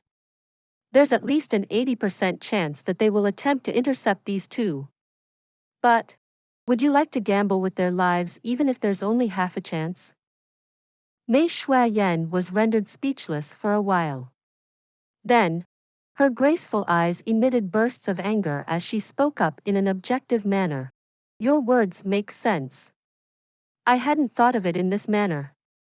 But I now think that it's better to let these two upgrade their strengths before embarking on their return trip to Tianfa. Jun Moxie nodded his head. This should be handled in this manner. Big Bear and Earthcracker were extremely overjoyed. I never expected that Big Sister would go as far as accepting that she was inconsiderate. Oh, our brother-in-law is brilliant. He made her rethink her decision with just a few words. Wow! When has Big Sister ever changed her mind in Tianfa? Our brother-in-law has such a high position. Oh dear. Big Sister's husband, we like you so much. The two Beast Kings had nearly shouted out that last sentence. They had somehow managed to hold it back. But it hadn't been easy for them. However, these two battle-minded Beast Kings hadn't paid much attention to this talk of ambush on the trip to Tianfa. After all, the two Beast Kings had been fighting battles throughout their lives. Therefore, fighting was ingrained in their nature. What's so special about the people from these three holy lands? We're not even aware of how many battles we've fought and how many life and death situations we've dealt with. Aren't we capable of killing anyone laying in ambush there and then? This was particularly true for the Bear King. After all, he had made a breakthrough very recently. Therefore, he wanted to test how far his strength had progressed. Killing us off? Haha. That is an enormous joke. Let them try and kill us. We'll see who kills who. The cultivations of 6th Lion and 7th Monkey had only reached the early stages of Beast Kings back then. They were far from the peak of a Beast King's strength at that time. However, they had been attacked by 4 great masters. It was very unfortunate. And that's why they had suffered that miserable defeat. But we've been at the peak of a Beast King's strength for some time now. So we'll be far more prepared than them if we make another breakthrough. We'll see an astonishing growth in our strengths. We might even go around looking for these great masters if they don't come to ambush us halfway. The Snake King had already taken 1 pill. Therefore, Mei Shuayan was only left with 3 more pills. She was about to give the 2 Beast Kings their doses when she heard Jun Moxie speak up. Wait! Don't rush. Everyone was astonished as they heard him. So, they looked at him in a strange manner. But he soon took out another jade bottle from his pocket. He then said with a mischievous smile on his face, "These are heavenly vitality pills. There's a total of 10 here. Each of these pills can provide 50 years worth of strength upgrade. But one person can only take 1 pill. I think you should take this first and increase your skills. So, you should take the vitality linkage pill to enhance your speed once you've done this first. I guessed that this would lead to better results. Mei Shui Yan exclaimed, and her body began to tremble. One pill has the ability to enhance strength by 50 years. These two kinds of pills are so precious that their value can't even be assessed. But Jun Moxie has taken these pills out without any hesitation. Jun Moxie had been missing for the last few days. He must have been trying hard to procure these pills for the sake of my safety. He's been worried about me. Mei Shui Yan suddenly felt that she was being loved and taken care of in that split second. And a surge of happiness took her over.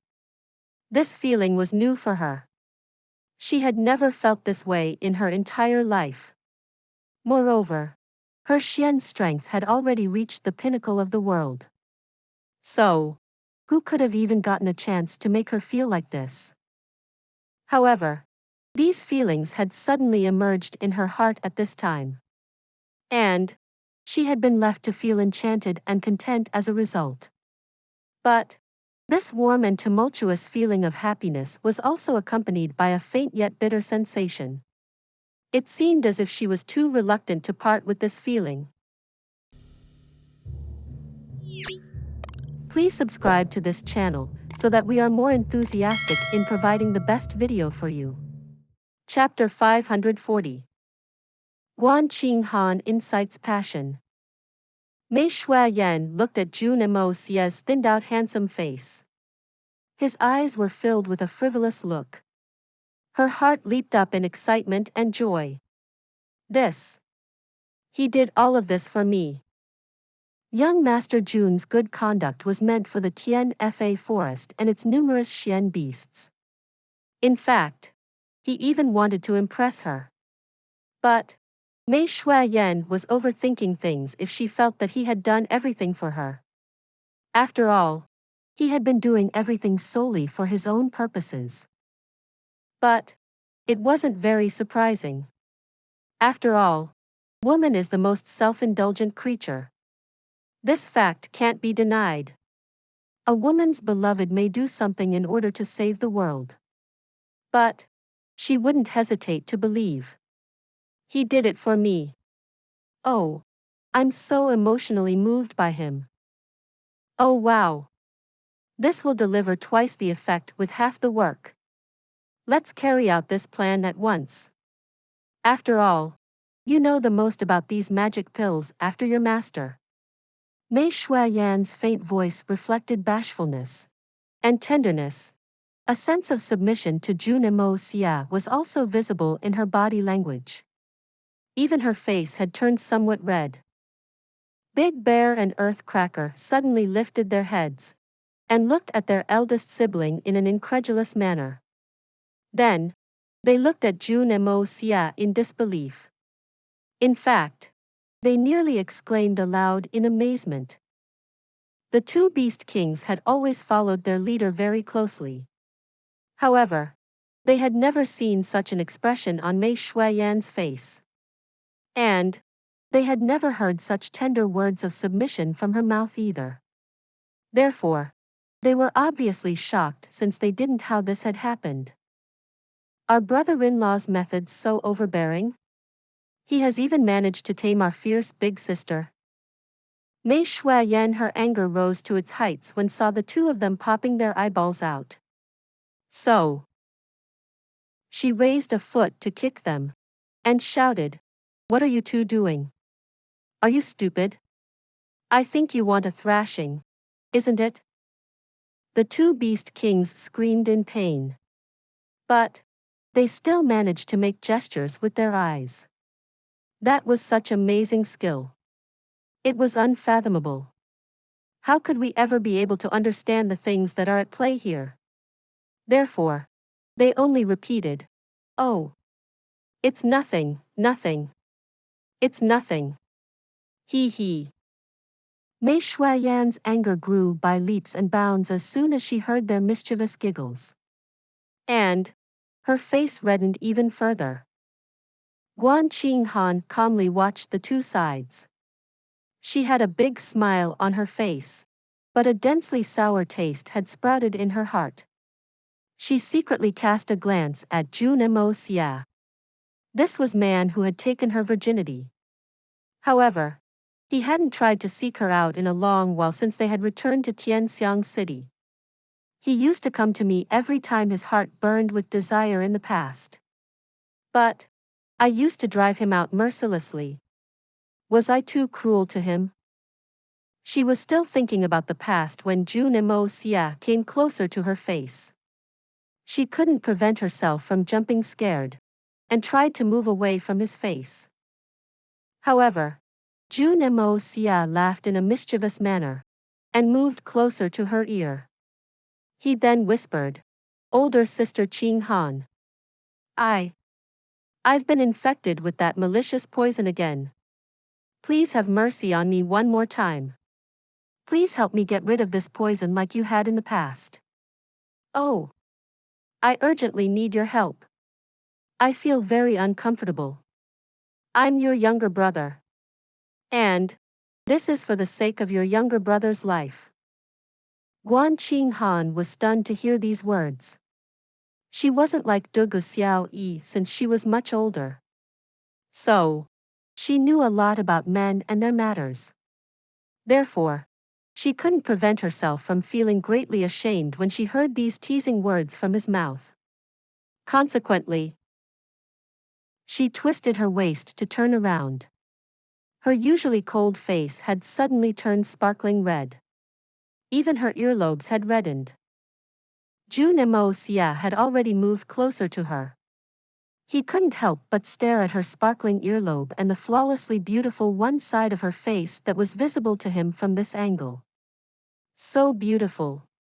Nothing can be more beautiful than her. Jun Xie's heart was suddenly set on fire. What happened next could only be described as a curious incident. He extended his tongue and licked. Guan Qing Han exclaimed in the face of his attack. She suddenly felt as her body had gone weak. She felt as if she had no strength left in her. In fact, she nearly fell down. However, her body began to heat up soon after. She then flushed with anger and struggled up. Then, she looked at Jun Xie in a manner that made it seem as if she was saying, "You need to let go of me." However, Jun Xie began to laugh loudly. He even ignored the fact that others were present there. He then grabbed her by her waist and took her in his arms. Guan Qing Han had never imagined that Jun Xie would be so audacious to hold her like that. She became a bit shy as her body heated up. She then spoke up with a sense of urgency. "Let me go. Quickly." Jun Xie gave out a mischievous laugh and whispered in her ear, "Why should I let you go? You're my first woman. My third uncle will accept you as his foster daughter in tomorrow's ceremony. So, you'll be his foster daughter after the ceremony. And I'll make my grandfather yield to my request once that happens. And I'll have you in my bed on the very same night. Will you still try to escape then? He, don't worry my little Han Han. I can assure you that my bed is very nice and warm." Guan Qing Han cried out in fear. She had read the book, Lessons of Morality for Women, multiple times since childhood. Therefore, she was well versed in the strict codes of ethics. So, how could she endure such blatant words from him? She couldn't help feeling ashamed, and her entire body started to tremble. It was unknown how she gathered so much strength within herself. But she pushed him away and quickly ran away. Jun Xie burst into a loud laughter and turned around. However, he saw that Mei Shuayan and Green Hunter were looking at him with faces that had been fumed into reddening from excessive anger. It seemed as if their eyes were about to erupt into a volcano. However, Big Bear and Earthcracker were gazing at Jun Xie in admiration on the other hand. In fact, it seemed as if they were looking at a god. He's a deity. This man is a god. He can make our big sister submit to him.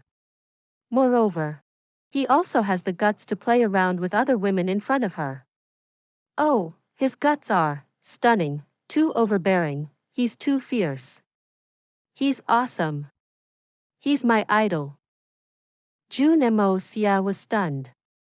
And his heart had already started to shout out that he was in trouble. I said that out aloud. I clearly recalled that I was supposed to use a cipher code to encrypt my words. But I lost control over myself and forgot to do that. And I ended up saying that in direct speech. Moreover, the expression on everyone's face makes it seem as if they've heard everything I said. Mei Shuayan, he looked at him in anger. Her face was still flushed red. It's so difficult to know what goes on in this guy's heart. His actions had moved me emotionally a moment ago. And now, he has the guts to fool around with other women in front of me. He's too gutsy. Snake King gave Jun Moxie an awfully malicious expression. It appeared as if she would return to her beast form at any moment and open her mouth to swallow this shameless man down her belly. Jun Moxie had quickly realized that the situation was far from reassuring. So, he hastily coughed twice. He was well aware that even a million explanations wouldn't repair the damage that had already been done. Instead, it would only make matters worse. And that would certainly lead to a major disaster. He quickly averted his eyeballs and decided to use astonishing, subject-changing skills. So, he coughed twice and spoke up in a dignified tone. The four of you can take the pills here itself since you're all in agreement with the idea. I don't have any issues with it either. Moreover, I can even stand guard for you. And I can even use my Xian skills to help you with your advancement. My master obviously has some matters he's busy with. And it won't be good to disturb him either. So, I will oversee this. He added a few more words of urgency after he had finished speaking. Miss May, you're also clear about this thing. Strength is the sole deciding trait in this matter of life and death. Even a small progress can help influence the final outcome of the battle for seizing the heavens. And that's vital for the future of the common people. We need to grasp every opportunity of enhancing our strength. Then, we need to add onto it as time passes. Jun Moxie's throat had dried up by now. So, he stopped speaking and gave out two loud laughs. However, it was extremely unpleasant to hear. It felt as if an owl was screeching at night. In fact, it was like someone was forcefully trying to carve out sand on a beach using a dustpan. He knew that Mei Shuayan would be very annoyed at this time. Therefore, he had addressed her as Miss Mei instead of Shuayan. No one had ever dared to call her like that. He had never retracted his big talk so quickly in either of his lives. Moreover, he had also managed to feign the expressions of a great saint who was bemoaning the fate of humanity while he had said this last part. It must be said that his ability to divert the subject was as remarkable as Charles de Gaulle's astonishing feats. Mei Shuayan was seething with anger. She snorted and grabbed the jade bottle.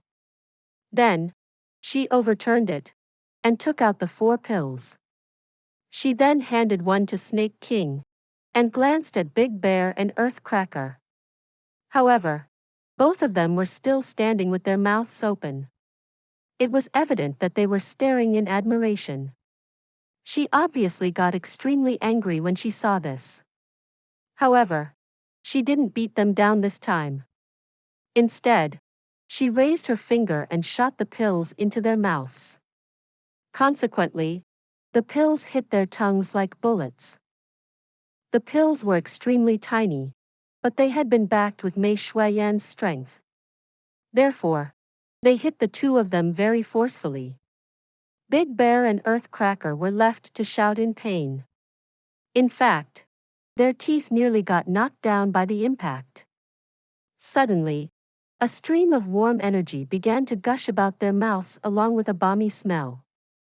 And this heat soon burst into their limbs, bones, and meridians.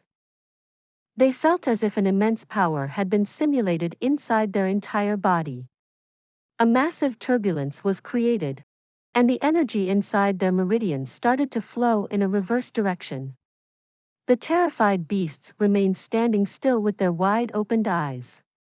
However, Mei Shuayan and Snake King had already sat on the floor with their legs crossed. They had already started absorbing the efficacy of the pill. The two beast kings didn't dare to neglect this either. And they also hurriedly sat down in a meditation. Jun Moxie breathed a sigh of relief. Hoof. I've finally overcome this massive problem. Let's go step by step from here on. I had ended up offending 2 people today since my mind got overtaken by lust. This could have been a catastrophic day. I fell weak in front of Guan Qing Han's beautiful face, and I ended up taking liberties with her in front of so many people. This has spoilt so many days of my hard work. I had started making some headway with Mei Shuayan, but this rogue behavior is sure to make a bad impression on her. I've lost the rice while trying to lure the chicken. I've done a massive damage to myself. Ugh! Young Master Jun sighed with sorrow and grief. He felt infinitely wronged. Ugh! I've held it back for so long now. Would no one have mercy on me? I've been restraining myself for this long. But even that can cause problems. Moreover, I live around such beautiful and enticing women. And more than one at that. So, wouldn't my urges be fiercer? I'm just trying to look after myself. So, how am I wrong? Where am I wrong? Dang it! When will this test end? I'm living around the most beautiful women in the world. But I can't do anything. I can only do something in case I end up being poisoned by an aphrodisiac. There's no torture as painful as this one. This is most terrible one. It's just that I possess excellent determination. Any one other person would have lost their weapons due to this torture if they had been in my place. Mei Shuayan's body began to emit a thick and dense fog after a while. Then, it slowly started to condense over her head in the shape of a flower. Then, another one was formed. And this went on until 3 flower-shaped things had emerged from the thick fog. Jun Moxie smacked his tongue in surprise. I think this is that so-called 3 flowers converge on top when the 5 energies combine condition. I had heard about this peak condition of strength in my previous life, but I had never gotten to see it. But I never thought that I would see it here. Moreover, I didn't get to see via my internal aura. Nor did happen via someone's Xian Qi. Instead, this happened via a Xian beast's primal Qi. This incident made Jun Moxie realize one truth: it doesn't matter which name one learns martial arts under. It doesn't matter which world the martial arts belongs to. All of them lead to the same end once they've reached a profound stage. This story will be continued to chapter 541. For those of you who are not subscribed yet, please subscribe. The interesting and best stories will be updated. See you again in the next episode.